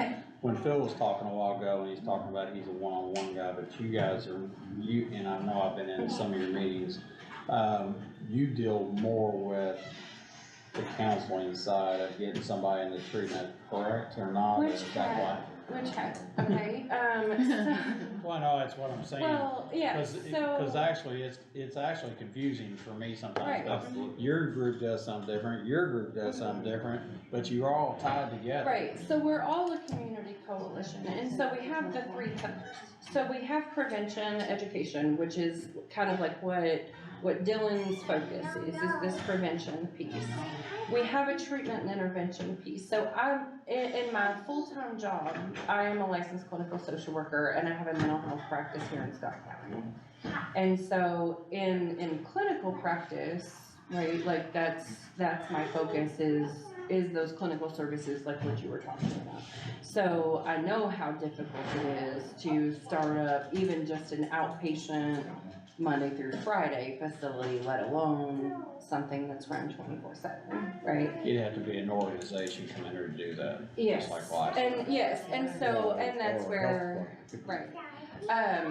Well, and LifeSpring, like, has federally qualified health center, and what's the new, it's no longer CMHC, it's CCBHC, that just changed. So they provide more services because only their type of organization is allowed to provide those types of services, right? So there's different levels of care and different focal points. So part of what CEAS does is this organization of people, our third pillar is that justice and law enforcement. So we have actually really different sectors is what we call them. So we have elected officials, we have first responders, we have law enforcement, we have community mental health centers, we have prevention services, religious organizations. So we take all of those people together and we look at how do we do what we need to do in these three different pillars, right? So what law enforcement needs is totally different than what prevention services need. And so that's where the county assesses the fees, the drug court fees, and then those are kept in what we call the little DFC fund. So not to be confused with Dillon's grant, which we call the big DFC, but then we have little DFC. So those funds are then provided to the local coordinating council, which is us, and we grant those out in those three pillars in equal distribution. And so we look at all of those different programs and all of the different proposals that people are saying. And so that's what our grant process does. And then we as an organization have other things that we do as well. So that might be educational trainings, events. We have booths at just about every community event that you could think of to provide education. And depending on what our specific focus is at that point is what that education is about. So that includes Narcan training, that includes safe prescription, storage and disposal, that includes right now, the big concern is the fentanyls, right? So the counterfeit prescription medications that are killing people. We lost a youth to heroin. And so it's pushing out that information about, hey, this is what the concerning trend is. We already have xylazine and nitazene coming into the county, which presents like an opioid overdose, but Narcan doesn't touch it. So pushing that information out is something that's a priority. So like, that's kind of, it is confusing, right? Because we actually are made up of 39 different organizations as of 2022. And so those organizations sometimes ebb and flow depending on who's part of the coalition. So when we come, it's not just CEAS, it's really these 39 different organizations that have come together. Don't you have and I'm going back to when Lori was there, so don't you have like a youth group that Our she, Empower Youth Coalition. yeah, that's what I'm thinking about. So do they do anything in the school, or is that just something that you speak with those, you have a group, or do they go present something? They've done presentations in the past. We had a conference last year, the Empower Youth spoke at a national conference in DC. So it's more of an extracurricular and like an added club. I wouldn't call it a club, but it's an extra. It's an add-on on top of all of the others. But I guess my question is, do they present to younger kids? their school? Yes, so they do different education events in the high schools or the middle schools, but they also are the ones that are branching into those elementary schools. That's what I'm getting at. I know you guys are having, your one-on-ones or group, meetings, and then are they going back and talking to other people in their school and their own age? And actually, to give you some idea about what this has looked like, Empower was born 5 years ago, in 2018. And so we've developed this coalition over the last 5 years. So these youth have presented like at the national conference, and now there are other coalitions throughout the country that are starting these youth coalitions. And the impact on substance misuse in youth is huge. So they'll do things like rent out the movie theater and they'll host a movie night and there will be a theme and they will have education there and the movie. They did a Oogie Boogie Bash for Halloween where there was some education opportunities, but also some just fun activities for youth. And those are open to different ages. Well, it's kind of like SAD or something, like those Yeah. type of groups that students are, you Yes. know, taking it on Leading. themselves and then they're going back and talking to their own peers or, so. Yeah. Alright, I guess go ahead, I'm sorry. Okay. Go ahead. So that, I was saying the program evaluation, if you don't need that, then that's a section that we could kind of nix. I think I wouldn't understand anymore. So one of the pieces was, I'm a part-time coordinator, right? So I'm paid for about 15 hours a month.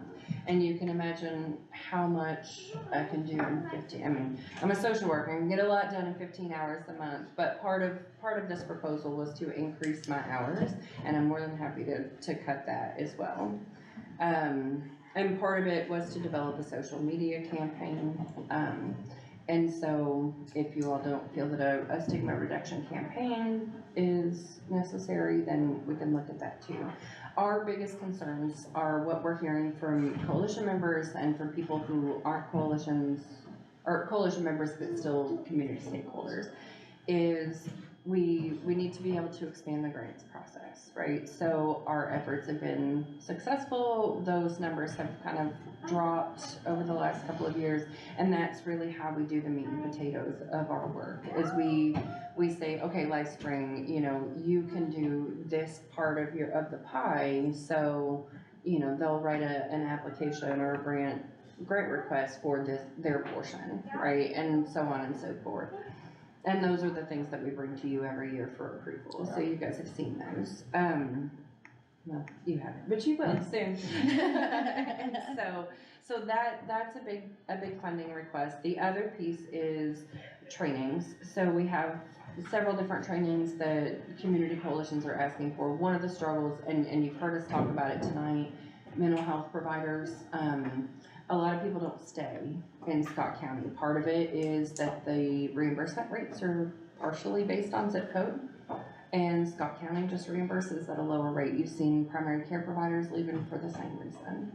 And so you go and get a $100,000 education to make $45,000 a year, and it just doesn't make sense, right? Unless you're crazy like me.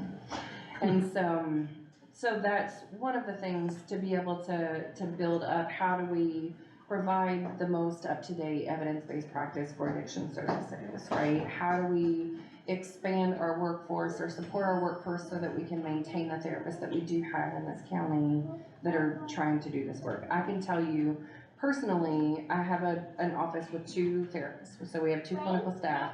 We have a waiting list of over 100 people right now.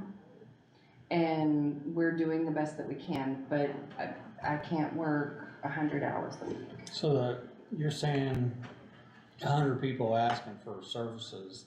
Currently. Is that, I mean, how long do they wait? I mean, is that? It depends. So is that somebody that's, 100 people's called and asked for an appointment, you just can't get to? Right. And like I said, it's over 100. I haven't looked at the numbers today. I just know that last I looked at it was 100. And it depends, right? So if you come in and you need services, you may need brief intervention, so that may be 3 months and you're finished, right? And then that spot opens up for someone else.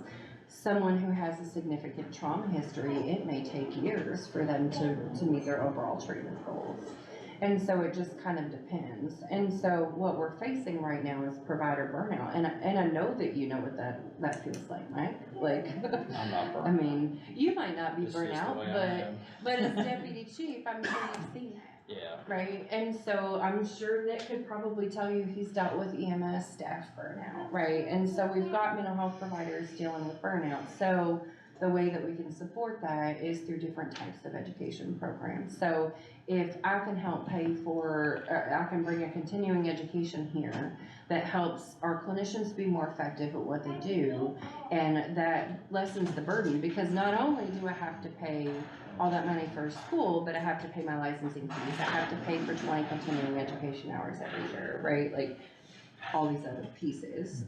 So those are our two main requests. And so with the funding that you guys are giving to the Training Institute, that kind of cuts out some of the law enforcement and first responder training that we might need to be able to bring in. Because if that opportunity is available, we don't wanna duplicate services. So whether or not people use it, I don't know, that's not my circus, not my monkeys.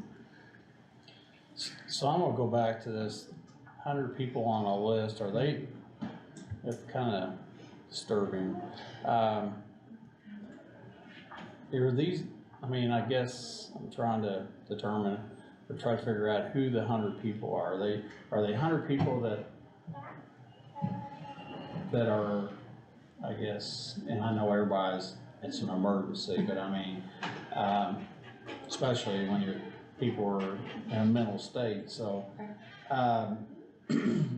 is there other avenues that they can reach out to if you're not available? Right, so when someone calls our office and we explain to them we have a waiting list, we give them the contact information for the other 3 mental health practices in this county.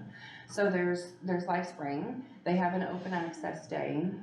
There's Centerstone, who also has an open access day, and then there's CCC Therapy Center out in Lexington. CCC is also a private practice. So the thing about LifeSpring and Centerstone is they're not allowed to waitlist because they're community mental health centers. So they just have to keep taking people, and then you've got therapists that have caseloads of however many. CCC in our office, we limit our caseloads to what we can reasonably manage. So we provide those referrals and those connections, but I mean, I can tell you CCC has dealt with similar issues of just the overwhelming need. I think the whole country's in that position right now with yes, too many people that are needing services and not enough people to provide them, so. And we don't provide services at my office to severe mental illness, so we won't treat like schizophrenia, like anything that really you think requires med management, like schizophrenia, spectrum disorders, those kinds of things. We're just not set up for that. Yeah. And so I'm like, that's cutting that out. We also will not take anyone that is not a Scott County resident, so we won't take out of county referrals. Okay. Questions? Comments? So, is there anything that you could do, and I'm not necessarily the visits, but with this money, is there anything you could do to ramp up the program in prevention with kids that, I mean, That would be what part would of, that look like? that would be part of our mini grants process. So expanding our mini grants is gonna put additional funding into, and you guys could say, we want that all in prevention. Like, because you guys aren't held, the money that you guys are dealing with is not held to the same, like, 25%, right, as the little DFC funds. So you guys could say, we will give you money to expand prevention efforts, but we only want those graded out in prevention. But you're talking about other organizations that you give money to, you know, on a year-to-year basis, saying, you know, hey, and, so then those would either be funneled to those organizations, excuse me, that we're talking about, or we would say, so. Okay. And those have to align with our mission, right, and kind of what our overall goals are. So, I mean, yes, if someone wants to, and like I said, there's a free curriculum that's out there that exists. It's actually a really cute curriculum, for elementary students. If the schools wanted to implement that, they could do that with their existing guidance counseling staff and but they don't seem to. The question I have, and you've said it twice now, are the schools aware of all these programs that they could do and not necessarily The that schools, you have, you know, that you put on, they could do it? right, and I guess that would be a question for Dr. Slayton and Mr. Jones, but, whenever Are we they have aware of tried. So when we have tried to advocate for different programs, sometimes the answer that we get is we don't have that problem here. And so some schools are more apt to accept programming within the schools than others. But a lot of times I will tell you the answer is we don't have that problem. Alright. We'll check on that, they're both neighbors. Randy, you got anything else? No, I'm ready to make a motion if you guys don't. You got any comments, questions?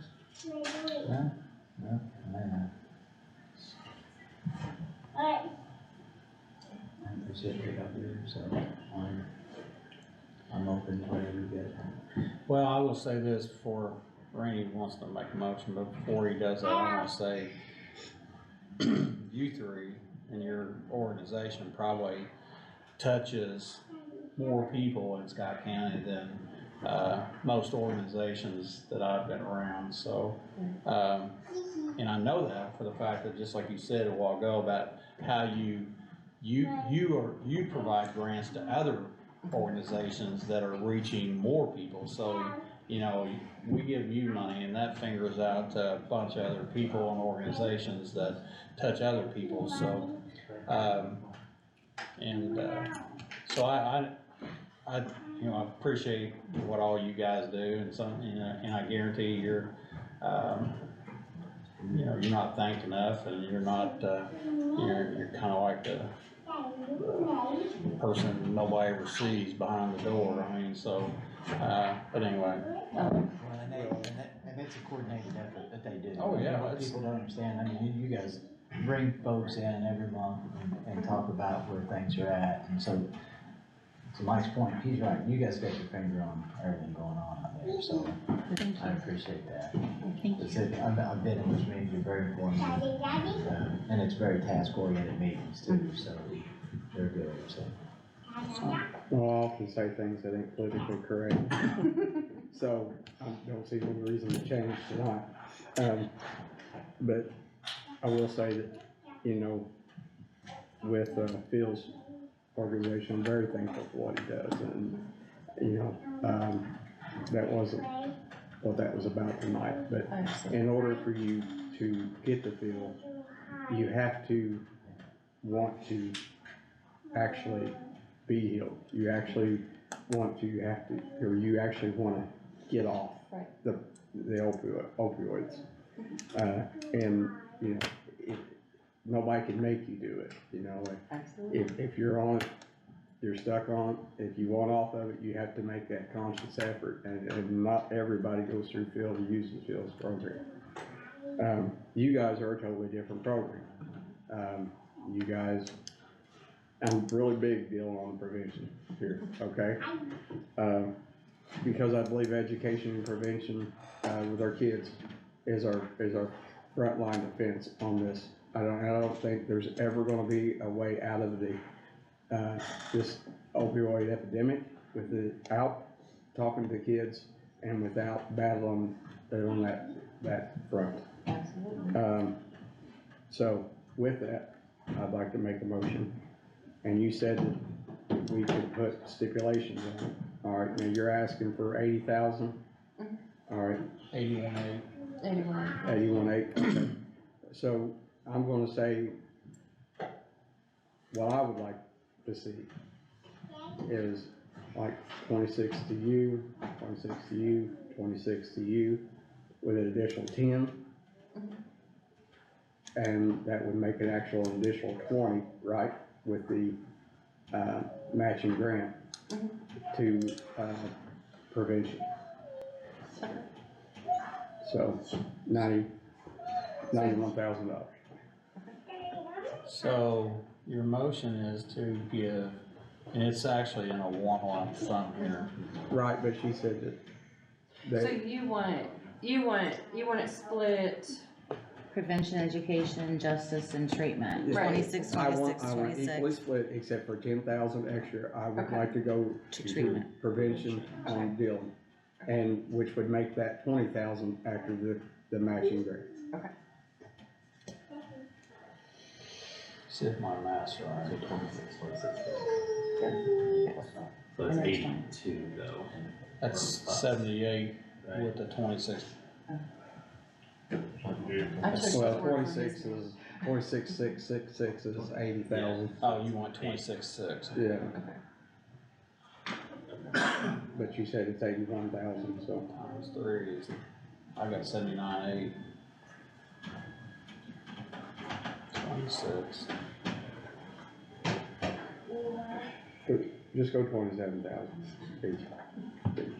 So 27,000 times 3. 27 times 3. It's 81,000. So it's 27, 27, 27.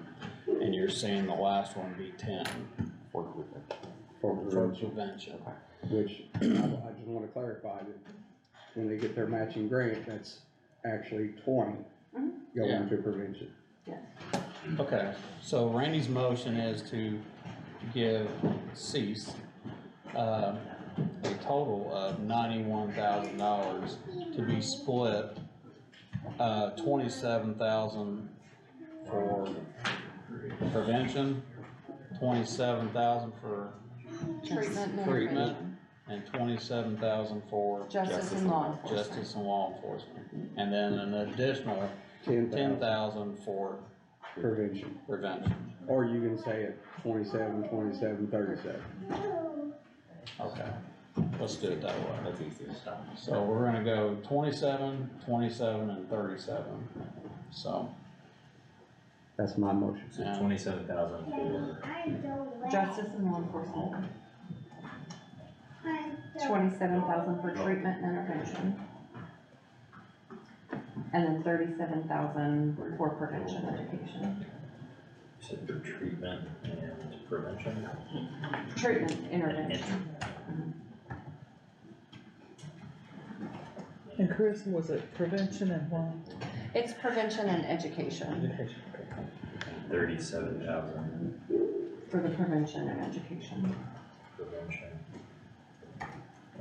and education.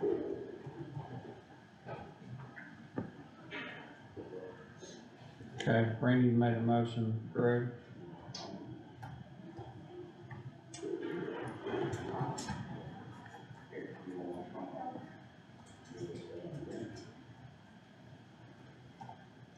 Greg made, or Randy made a motion to give 27,000 for justice and law, 27 for, what was the other thing? Treatment and intervention. Treatment, and 37 for education, Prevention. for a total of 91,000.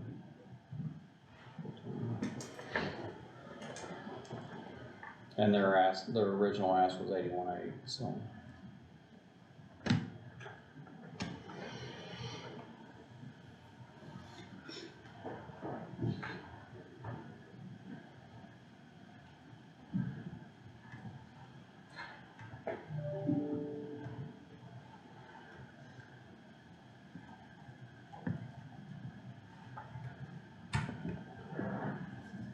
Thoughts? Yeah, I would, my numbers would be a little different.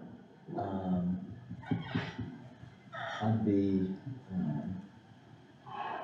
more around, prevention at the 37, treatment,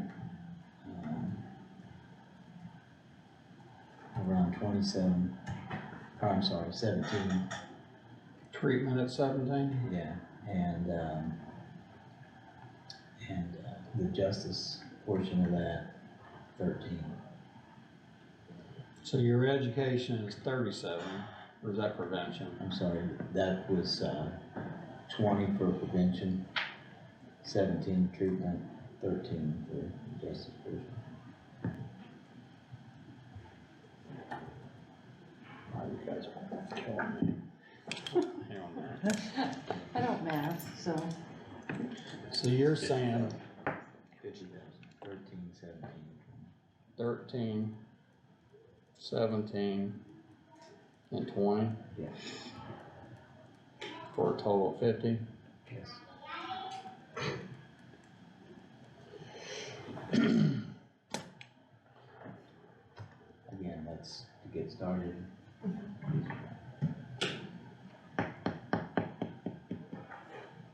So what's your thoughts? There's, one of you's got 27, 37 for 91. The other one's got 17, 13, and 20 for 50. My thoughts is, I mean, I respect Greg for what, and I understand the situation and what he's trying to do. My thoughts are just a little different. I just feel like trying to keep people off drugs is the right thing to do, more importantly than anything else. That's just, and this is what this money's for. You got any wiggle room? Come on, cause I'm gonna make a suggestion here. My suggestion is to give them their want, which is 81.8. That's coming, you know, I guess, what, 10,000 off of what, actually $9,200 off of what you were given, and coming up 31.8 on what you're wanting, so if, and I'll agree with Randy, this, again, what I said earlier, you guys touch, you know, the people out there, and I will also say that, you know, the educational part is the only way I think we're ever going to stop this. Because I've always said you either take the person away from the drug or the drug away from the person, and our federal government's not working to take any drugs away from anybody, so so the only way we're gonna stop this is to educate people, and you gotta educate another generation of people, because they're the ones that are gonna stop it, so. Can I clarify one thing on treatment and intervention, just for you all? So treatment and intervention doesn't just count like people who are already in substance use, right? So from a mental health perspective, if I'm treating a child who is in elementary school who has already been impacted adversely by trauma and substance misuse within the family and those kinds of things, that's treatment and intervention, even though that's also prevention work. Does that make sense? So the treatment and intervention is mental health conditions that are pre-existing before, and you've seen an overdose fatality review, right? We have mental health conditions that lead to that substance misuse.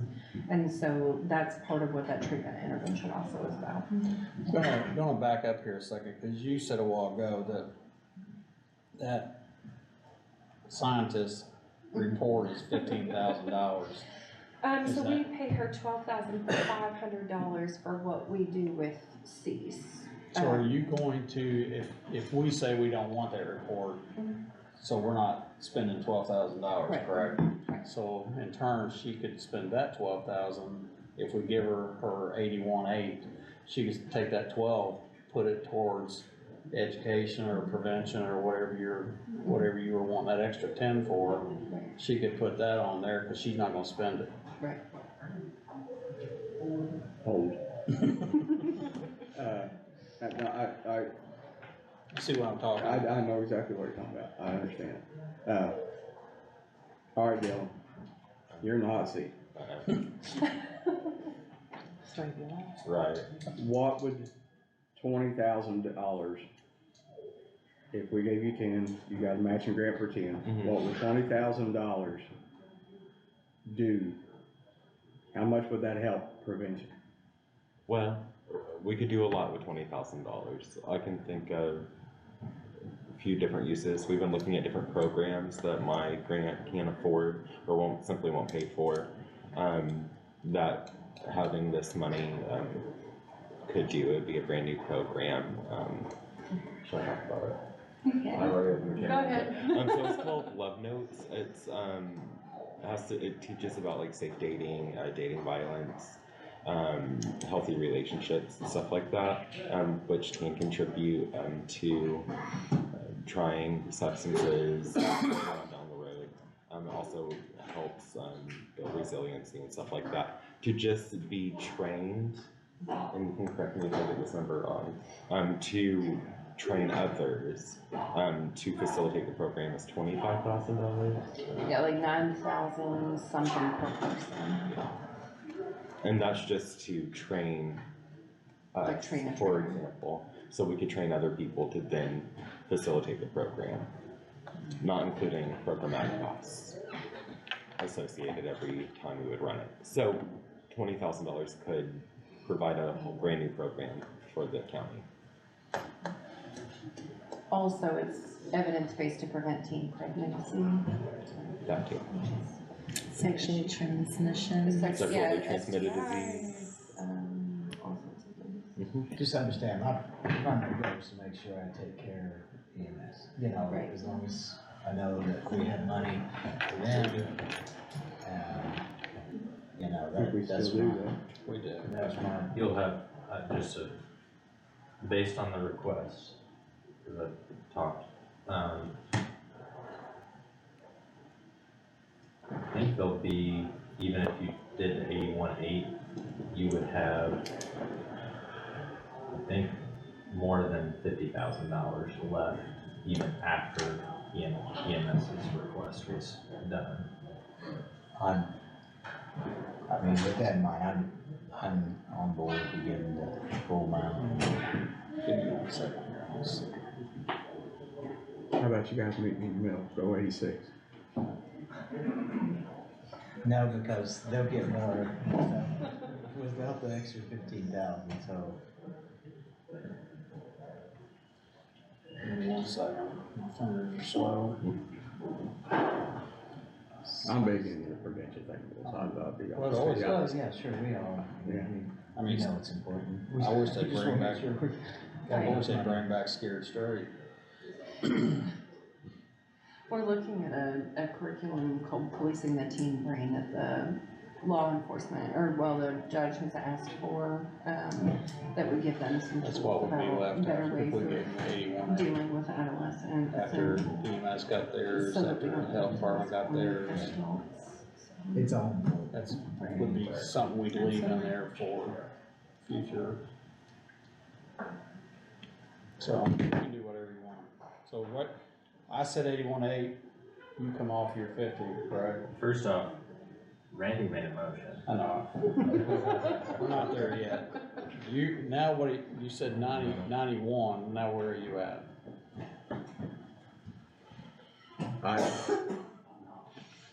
I'd like to. Cause Zach's got a white out about 10 times now. I think what we'll do is, assuming that you guys approve like specific amounts for certain Oh, the 27, 22. topics, You wanna rewrite it? You want me to amend my motion? well, I mean, I've got it here, I just. Well, you could, why don't you do this? Why don't you say whatever your total is, and then you've already said how it's gonna be split out, and you can say split it out into, 3 divisions or Yeah, whatever. if you give me a total, then with the split out, I can just send that to Jennifer, we'll print it out. All right, and their total, their ask is 81,000 what? 800. 800. So I'll She's gonna amend she's my gonna Take motion. off the 12. I'll amend my motion Yeah, or 15. and make a motion for $81,800 with 12,000 of that to be spent on prevention. That'll get you your 22, if it's matched. You all right with that, Greg?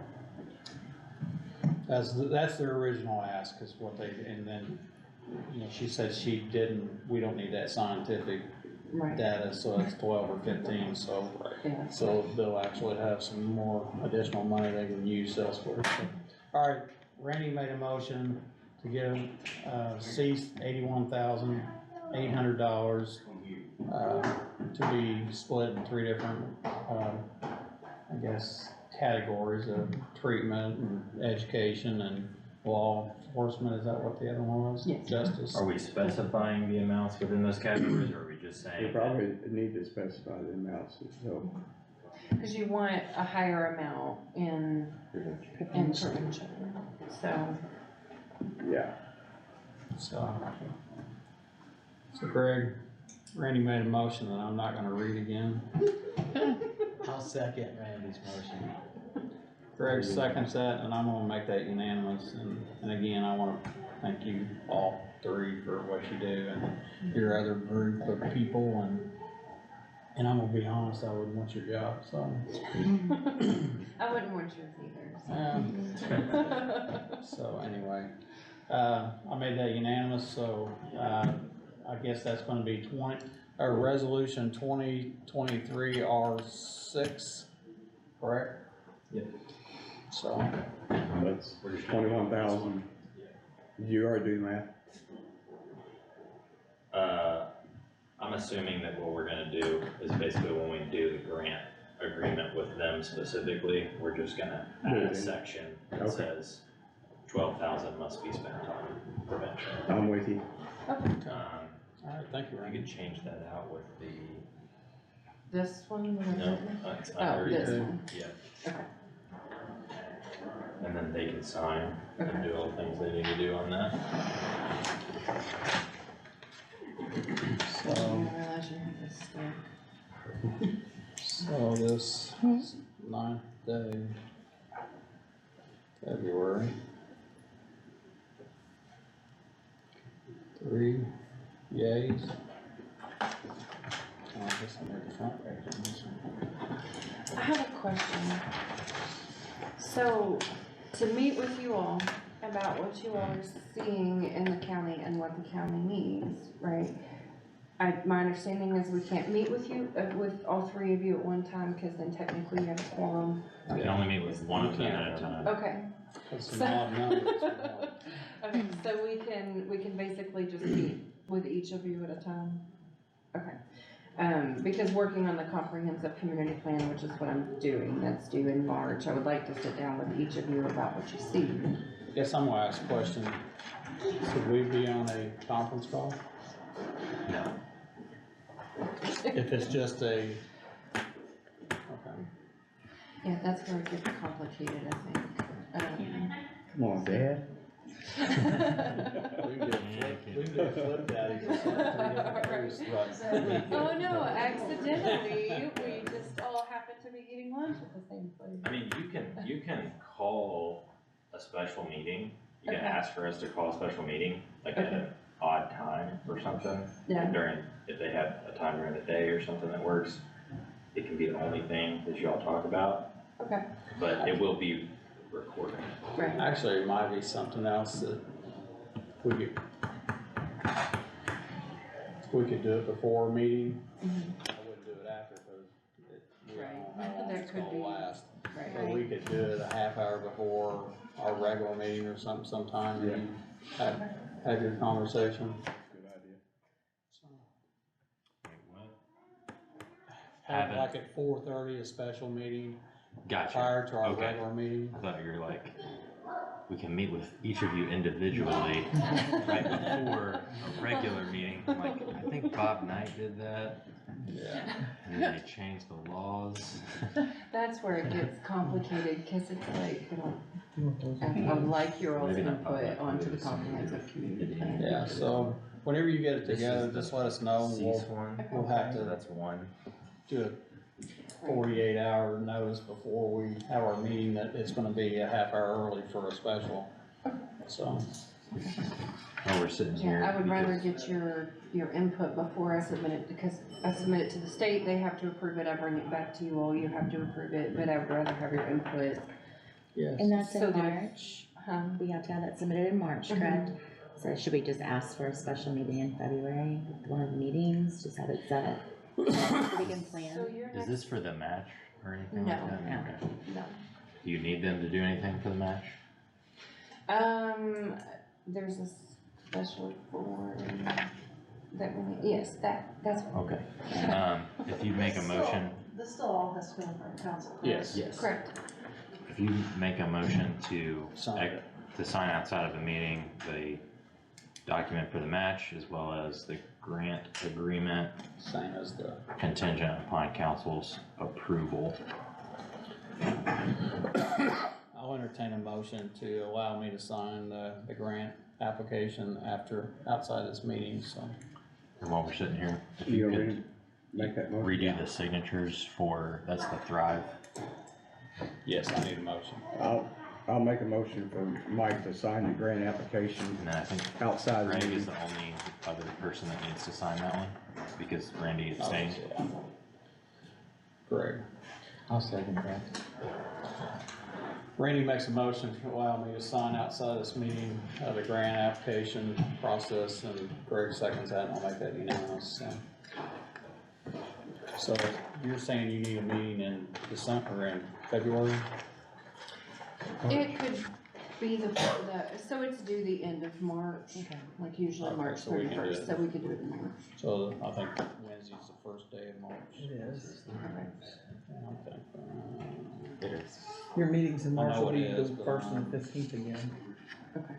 I was gonna meet with y'all on the 9th of March, that's just a Signatures. Okay. So, anyway, I think that's it. All right, appreciate it. Thank you guys. Everybody will need to sign this one again. It's the, Oh, you changed it. I just took out the Appreciate it. section that we Thank you guys marked. for what you're doing. Thank you. Thank you. Thanks, y'all. Do you have a card, Randy? Do you have a card? No, I don't. Piece of paper. Yeah. We do. Tina Mitchell? Okay. We do. Tina, just, yeah, Tina Louise. Okay. My father was in love with Ginger. M-I-T-C-H-E-L-L? Yes, ma'am. Okay, Tina Mitchell. All right, and you're with Life Springs. Life Spring, but I'm also the chair of PCC. Sorry, I'm trying to learn this. And I want to get together with you because there's a lot of things that you're wanting that Life Spring can help. We do go into the schools. So, having that conversation, let you know what our availabilities are, what your wants are, and then taking it to my VP and seeing what we can accomplish. Okay? We can. Alright, thank you. I just didn't. Does that move? I mean, we have to do it before their This one I meeting. don't sign, right? Well- Yeah, that's. Yeah, you sign that, that's partnership. That's the 20,000 for Dylan. I would say don't, just because it's a special, and they can, we have a meeting before their meeting, don't we? That'll be after. That's why we were doing this. I think they can do the appropriation. We're just moving. Speak, I'll wait till Greg's back. Representing partnerships, that's 5. So you want all these to be info? I want them separate but together. Does that make sense? Yes, yes, it does. Separate but together. I'm fine with that. I was fine with that, because they do more than the others, so I'm fine. I just knew that we were gonna come back and we'll have some money left. So, but, I can say what you're gonna say, I forgot it. while Greg's out for a second, we're gonna gotta talk about our next meeting, and then which is on the 15th. I'm not gonna be here, so I'll be out of town the 15th and 16th, so I don't know what everybody's pleasure is about switching the meeting or having the meeting, and that's fine. So I'll wait for Greg to come back in here to have a conversation about that. Okay, We're gonna kick off here in about 40 minutes. Go ahead and reset it. Reset. How many? We've got 40 more minutes. Oh, we'll be so done by I was then. gonna say. It's gonna be fast. Okay. Maybe. I said that.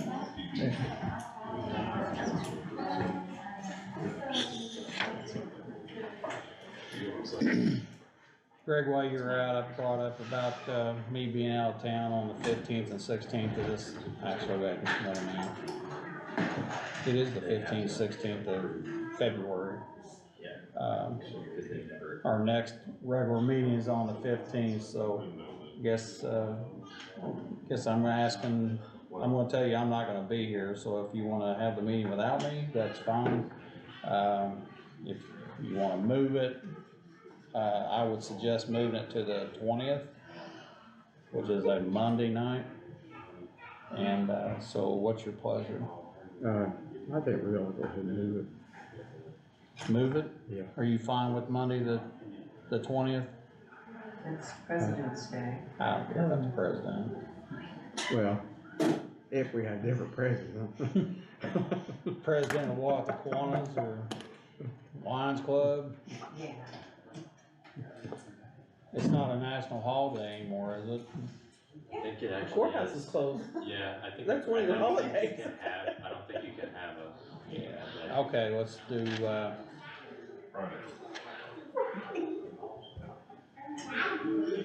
yeah. Okay, well, let's do can we do the 21st? Do you have to have this by the 17th? I mean, I don't have to, it's just that's when that signature page is good until. Okay. We probably need to have it because of, part of that meeting will be to address EMS's request after council has already considered the appropriation, which I know we're. All right, can we have it on the 13th? You certainly Next Monday. can. I cannot be there. Let me ask you a question. I know that the county highway department is going to be bringing equipment to us on our next meeting. Oh, we've got bids due on the 15th. Will you need to be for that? Wait, they were scheduled to be opened on the 15th? I don't think we can change the meeting date.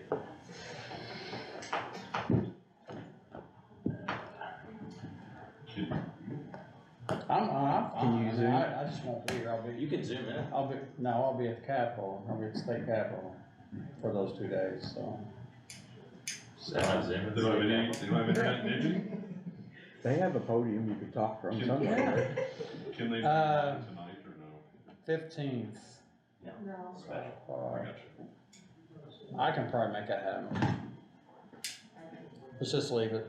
I won't be here, but I'll call in. I'll phone in a friend. You can't vote if you call in. If you zoom in, you can vote. Alright, I'll zoom in. Do me a favor, will you? Wear a shirt this time. No, if Mike zooms in, no one else can zoom in. Alright, that's the rule. Andrew, can you make sure that's set up? We'll do Teams, but we'll get you in. Alright, It's all Zoom. alright, we'll just leave it. And, Yeah. Zoom, Teams. Microsoft, if you're It's listening. Teams, not Zoom. Just kidding. Thank you. you have to explain that. Anyway, the second thing on the agenda here is, so we're leaving EMS alone? For now, yes. Okay. Second thing on the agenda is talking about the cell phone stipend that, council, I guess I'm gonna say, took it off a line item. I don't know the proper way to say that, but, so anyway, I guess this meeting is not necessarily to say we're doing it. We're not gonna do it. I just want the input of commissioners in an open meeting of what your thought process is. Is it, you think it ought to happen? Do you think it shouldn't happen? You think it should happen for certain people? You don't think it should happen for certain people? I do know, and I'm gonna say my some of my thoughts is,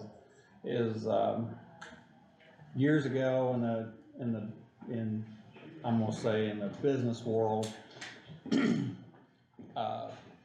phones didn't have unlimited minutes. When I first started working for a corporation, I used my own phone. They actually paid for my phone. In turn, by them paying for my phone and me accepting a job with them, I knew that I took the responsibility that if my phone rang on Christmas Day, which it has, and that I'm gonna have to answer it because that's my job description and part of it. Things have changed over the years where, unless you have a burner phone, most cell phone plans are, unlimited minutes. Also know that people, take in consideration that the $50 stipend is part of a incentive, I guess, for their job. And I guess the other part of the council, taking it off the line item was that Scott County government does not have a cell phone policy. So that was really the main reasoning is, bring it in front of the commissioners, decide whether we create a cell phone policy, we don't create a cell phone policy, or, whatever our ideas are, but I see plus and minus on both sides. I see pros and cons. So I guess that's my tidbit. What's your guys' thoughts? Cause I don't think we need to decide tonight. I think we need to have the discussion so that we know which way we're thinking and go from there. So what's your guys' thoughts? I'm leaning toward, the head of each department to actually have a cell phone stipend. And that'll cut, I'm looking at this list, that'll cut a lot out, actually.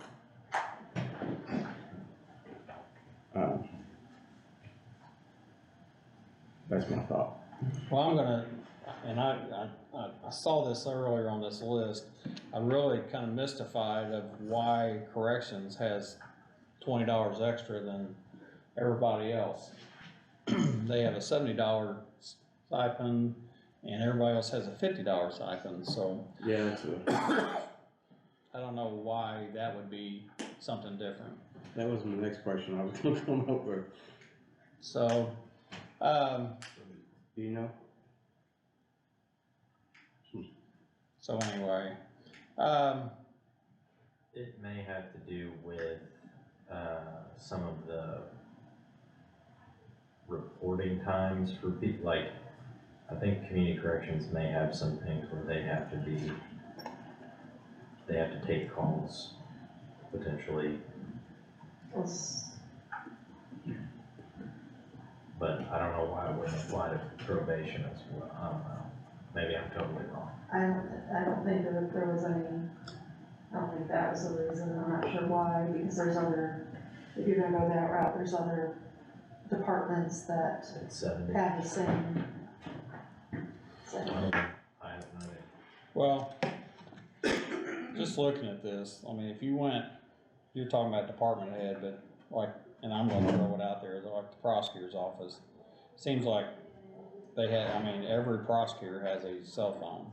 Every judge has a cell phone. So there's, what is it, 1, 2, 3, 4, 5, 6 prosecutors, and then the investigator for the prosecutor has a cell phone, so there's 8 in that department. Yeah. Three in the 3 judges, so, For me, it would be like Chris Owens would have a cell phone stipend. He's elected official. Well, I'm gonna throw something out here, and you guys can shoot me or whatever, but I'm gonna take myself out, cause I don't think the commissioner's phone stipend is, that big a deal, I mean. But again, it may be, but again, you know, I don't know what the thought process here, cause after I got this list, I can see everybody on this list, and I go back to the prosecutor, each of these prosecutors, bless you, each of these prosecutors have a specific task, I guess. You know, like one of them does the drug arrests, and some of them does, or, you know, other ones do other things, so, I don't know. Greg, what, go ahead, I'm sorry. I think that, you know, if it's an emergency situation, that one person could call Chris and Chris could call somebody from that point. I get that. Direct, And as far as what you said on the commissioners, you can take me off that too. I mean, I'm not including us, or I was not including me either, because you don't run for county commissioner because you want to get rich, that's for sure.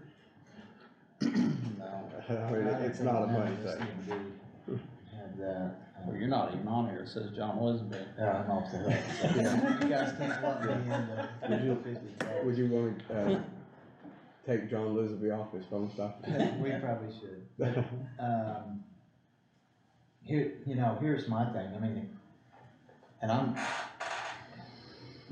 I'm open probably to maybe, some alternative thing, but, you know, prior to me, I know coming, on this board here, that the council funded this once due to lack of funds.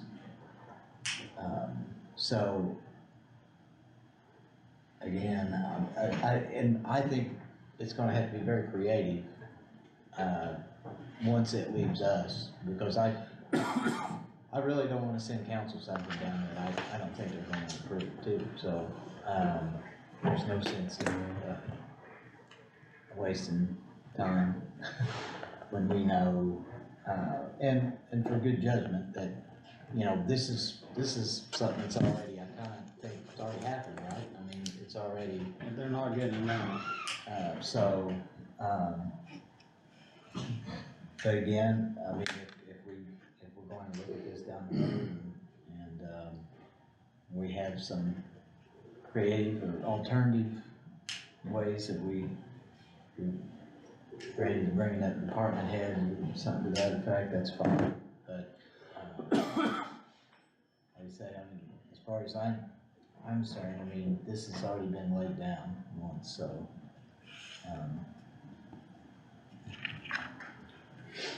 Well, I'm gonna go back to, I don't know how you distinguish it, cause you can say a department head would be the one that, you know, gets the phone stipend, but then again, I look at the prosecutors and I don't know, I know I talked to other people and asked them if they had phone stipends, and they do. I mean, so, I'm not totally against it, but I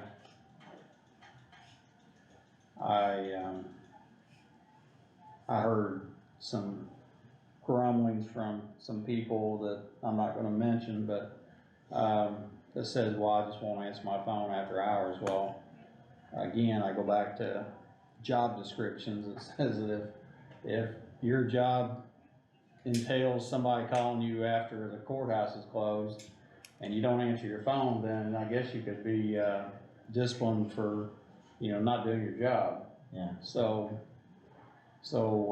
and I understand some people look at this as an incentive, I mean, for their positions and stuff, I mean, so, again, I think I just wanted to open it up in a meeting, get people's thoughts so that maybe we can hash it over a little bit and come back and say, you know, here's what we're gonna do, or here's what we're not gonna do. Either come up with this cell phone policy, cause I know there's 2 councilmen here now.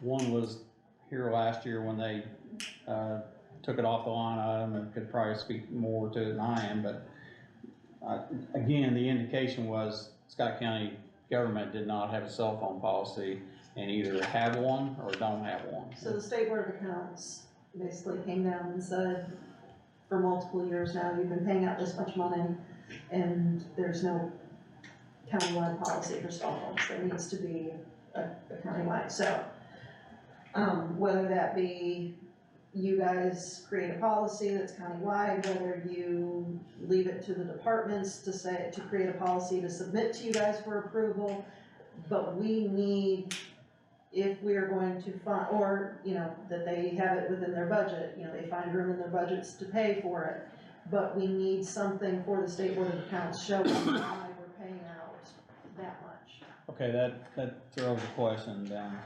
So you're saying that if each department would put it into their budget, when they come budget time and said, say Andrew back there for instance, Andrew says, I want a $50 phone stipend because I get called after hours. As long as it's in his budget and you guys approve it, then he can, somebody's gonna write him a $50 check every month, correct? So that's how ours was at EMS. We had $1,200, because Devon and I got cell phone stipends, because we're the ones that are on the hook for everything.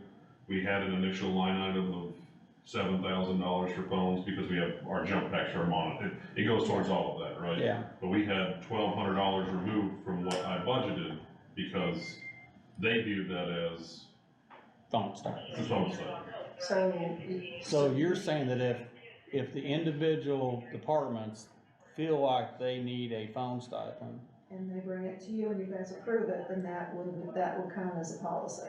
and then they could put it in their budget, Budgets, yes. and their budget would allow them to, What about, so you could budget the phone stipend, so I've got a couple other solutions too. What about you buying a device from your budget once a year? buying a device. Phone straight out. Buying the physical phone, is what you're saying?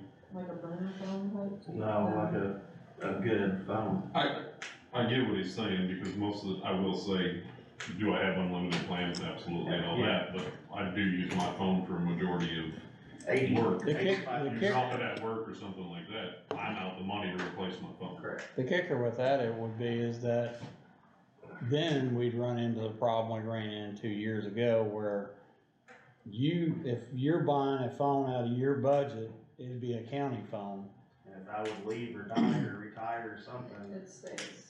I take my SIM card out and leave with me. And I'm gonna throw something in here. I'd rather get out of the phone, I would rather not get in the phone But business, here's I'd the rather. thing, if you do, Well, I'm gonna if you do throw a that, and little- it's a county a phone, little bit of using a- it for And I'm not for whatever buying, reason. It could be s- it I'm could not be for purchasing even- phones. I'm not even, we did But, that once before. but to piggyback a little bit on what he says, see you know, what I'm saying with that? your phone has so much memory on You're it. doing, And you get text messages and you save those text Yeah, I don't messages actually and everything else I- because I think you that need whether or references not it's and county stuff like property that. or Like, not, I'm backed up, I'm on the cloud and doesn't change. who knows, doesn't change you it. know, what else. either the So, ability or I can see public where record department heads in certain situations, should or, get $50. Yeah. And by doing that, If I took a picture of a scene on my. by personal- doing that, that's 10 people. I've got a lot of information. Times on I it. know nobody likes it, but I have By doing subpoenaed just officers' this, personal cell phones. in we cut cases out because $890 from only where it if was, they discussed, and we that only paid case. $500. So a from month. your point of view, is it And better, that's or 10 it cell doesn't phones. matter, to give them $50 a month, or to have them purchase a phone? from my point of view, I think it's way more difficult to purchase the physical phone. I'm not saying it's a good or bad idea, but I think it causes some problems. We already have some issues in certain situations of getting property back.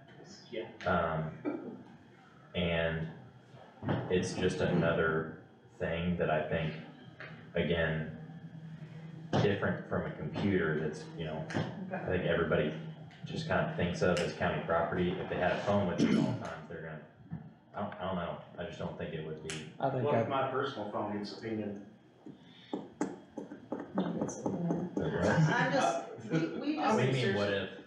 Yeah, my personal phone. Then your phone's gone. That phone's going away.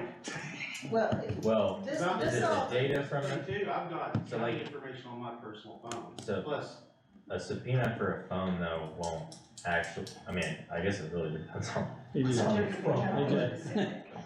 Usually it would be for something specific, or it would be, if it was for the entire phone, which would be more like a warrant situation. yeah, They don't actually usually have to keep the physical phone, they just dump the phone via forensic download.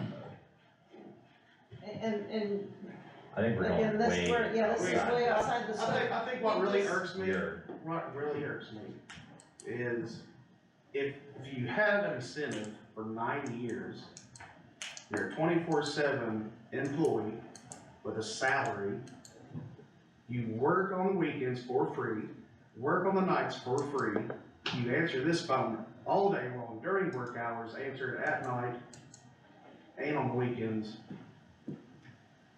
$50 is not asking much. And we didn't, I don't think anybody has We said, didn't I take think it. there was some miscommunication.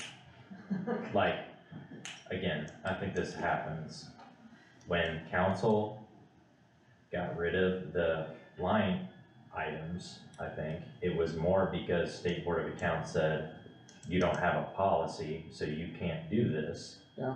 So and if we it wanna had do been it, years. you gotta put a policy in. It has been years that the State Board of Accounts has been saying to the council in the reports, saying, hey, from what I understand, saying, hey, you don't have a policy, so create a policy. Again, I I, just don't see why it hasn't been checked in years. This has been going Well, on for years and years.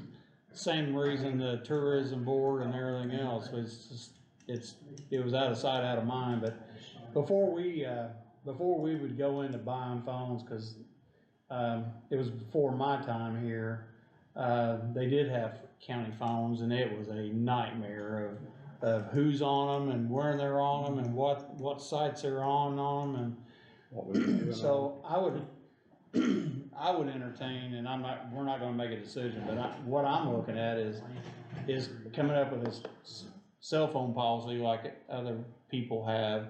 And I don't think it was ever, and I mean, I know we're always thinking about saving $1, but $16,000 isn't a drop in the bucket to a lot of things.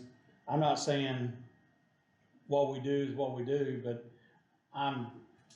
my personal opinion is I don't wanna buy somebody's phone. I'd rather give somebody a phone stipend and make sure everybody's, you know, we're all answering our phones and doing what our job is, but, that's my opinion, but. And we didn't remove those line items, we just zeroed them out. So it's not like we got rid of those. Okay, We then I'm did- sorry, I didn't mean to say that. We did not get rid of the ability to fund them. Again, it came down to State Board of Accounts has been repeatedly, and from what I understand, State Board of Accounts will just keep hammering us until we fix the I things. hope you didn't zero them out because you paid our phone bill through that line also. Just thought about that, Well, No, it was. cause there was the phone's budget, cause there's one big line item that most of the county pull their phone stipends from, right? We zeroed out the cell phone stipends. Okay, but the other funds are there for the Yes. other bills. Yes, we zeroed out the cell phone stipends. Again, it was to make sure that the county is in compliance with State Board of Accounts, that we have policies, whether it be the individual departments create a policy to present to the commissioners, or you guys just say whatever you decide. But it was to create a cell phone policy to present to State Board of Accounts. But at this point, since it's been zeroed out, Nobody's getting anything. right, But if they have it in their budget to pay for their cell phone and we make a, It's pulled out of their budget right now. Yeah, they zeroed it out. They zeroed it out, we zeroed it out of the budgets. If they come to If us, you create a policy, they would need to go To reappropriate. create a line. Reappropriate, which, And they wouldn't need to create a line, they just need to do an additional appropriation put it back that on. yeah, match. to put it back in. so that doesn't have to wait which till is- the first of the year, correct? No, No. you could do that, Yes. yeah, wait, Why are We you don't have to waiting wait. on me? I'm just saying, no, yeah, okay. Were Greg, you got- Okay, my point is, the building inspector, since he walked in this building and accepted the job, he figured that he more or less works 24 hours a day. And so, between him and mostly Andrew, they figured out a way that if he left his office computer on, that it's hooked up to his cell phone. No, the phone, his landline phone. Oh, the Where it landline is, phone, okay, but the computer has nothing to do with it? Okay, this is what he told me. Okay, but nonetheless, the land, you know, if you dial the number down there and then go at extension 2, it will ring eventually on his cell phone. And he doesn't get a stipend, he's never gotten a stipend. So if you're going to consider who needs a stipend, I would appreciate it if you would add Ben Petty to your list. Well, again, I don't Cause you think, not spoke up earlier, you just messed up all my numbers. I don't, again, I was over here waiting. She was. Again, I don't think anybody was trying to take something away from somebody, cause it's not one of those major dollars. I mean, if you say, let's save $1, you know, it's not, I don't think the council ever thought, oh, let's save $16,000, cause that's a big number. I'm not saying that the department probably needs to come and just, in my opinion, I think the departments need to say, we need to have phone stipends for our employees or one employee or whatever.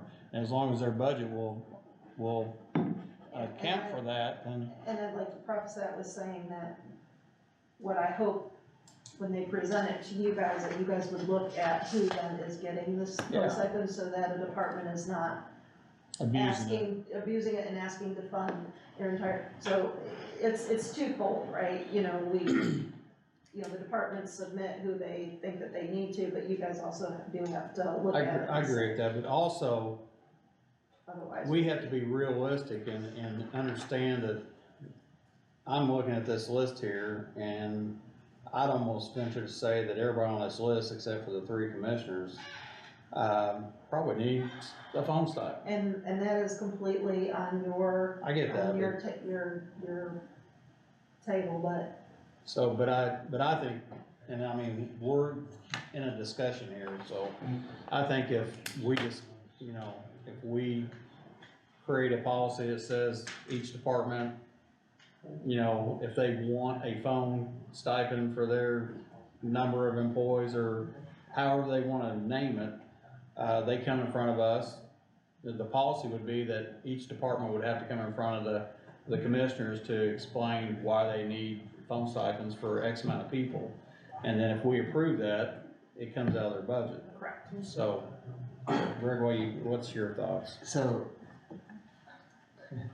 the policy, and, you know, in my opinion, needs to have little teeth in it, from the standpoint that, you know, if you're getting $50 stipend, you know, you're dedicating yourself to 100% availability when that phone rings. It's not, you know, I'm off doing this, or what's the plan if you can't answer that phone.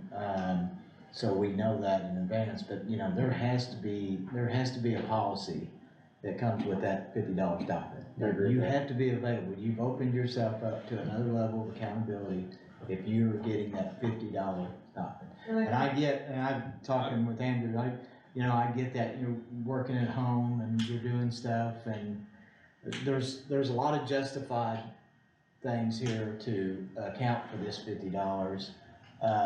But at the same time, if you're receiving that, that means like for me in my case right here, you know, state of Indiana, I'm here. So if they call me, I answer. They pay for this. So that's part of it. And so I think, probably to your point, to have you know, those department heads come in and make that case, I'm fine with that.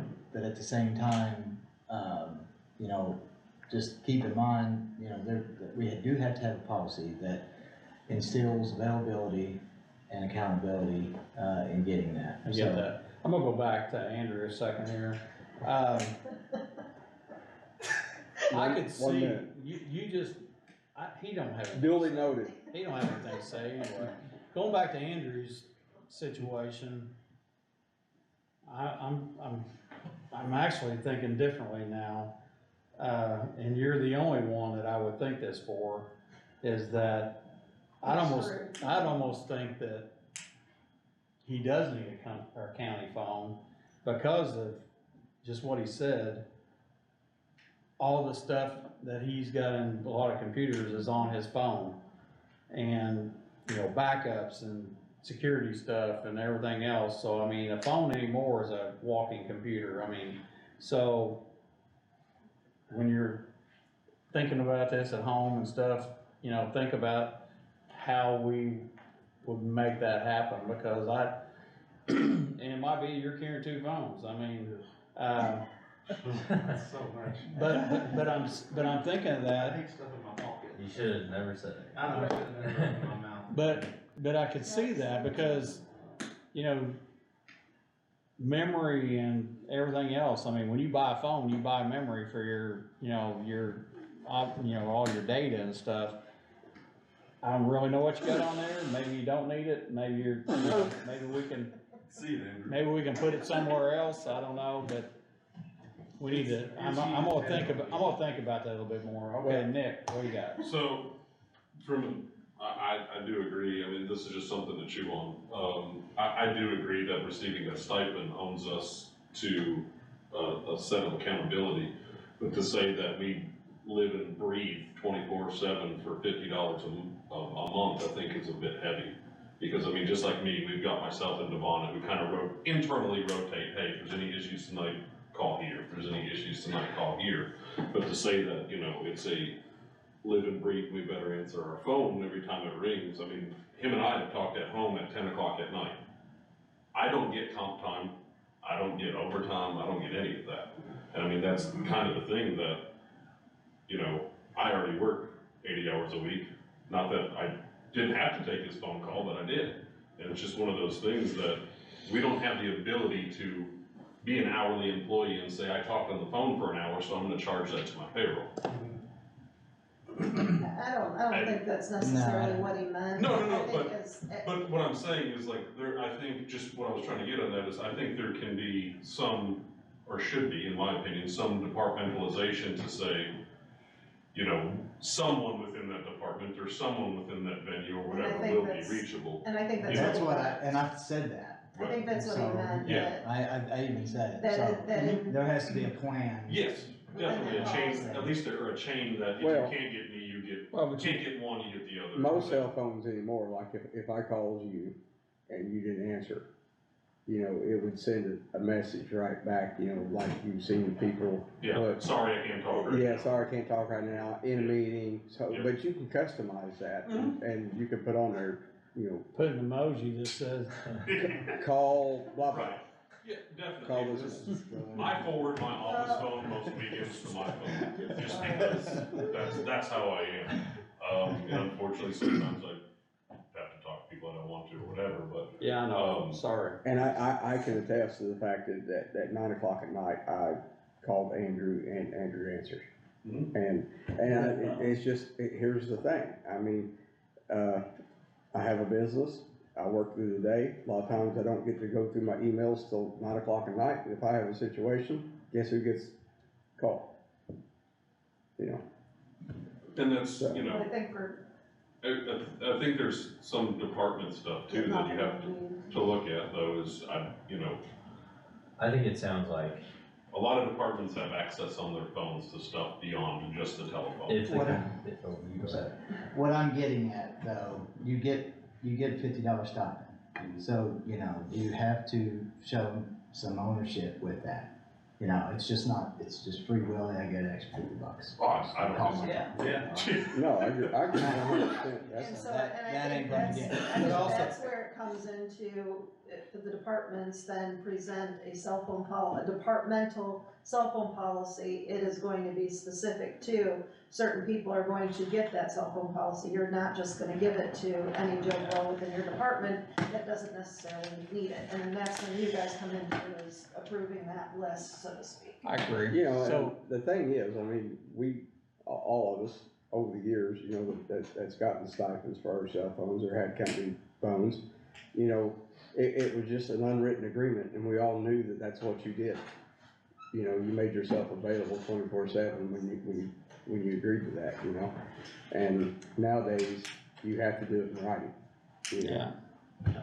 All right, well, our, Al's gonna die here in a second, so I'm gonna entertain a motion to, well, Brandy, you got anything you wanna talk about, say?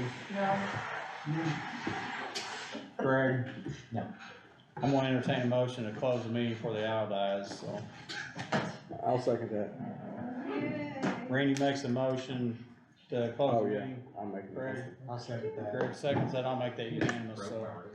Kill the bird. And actually,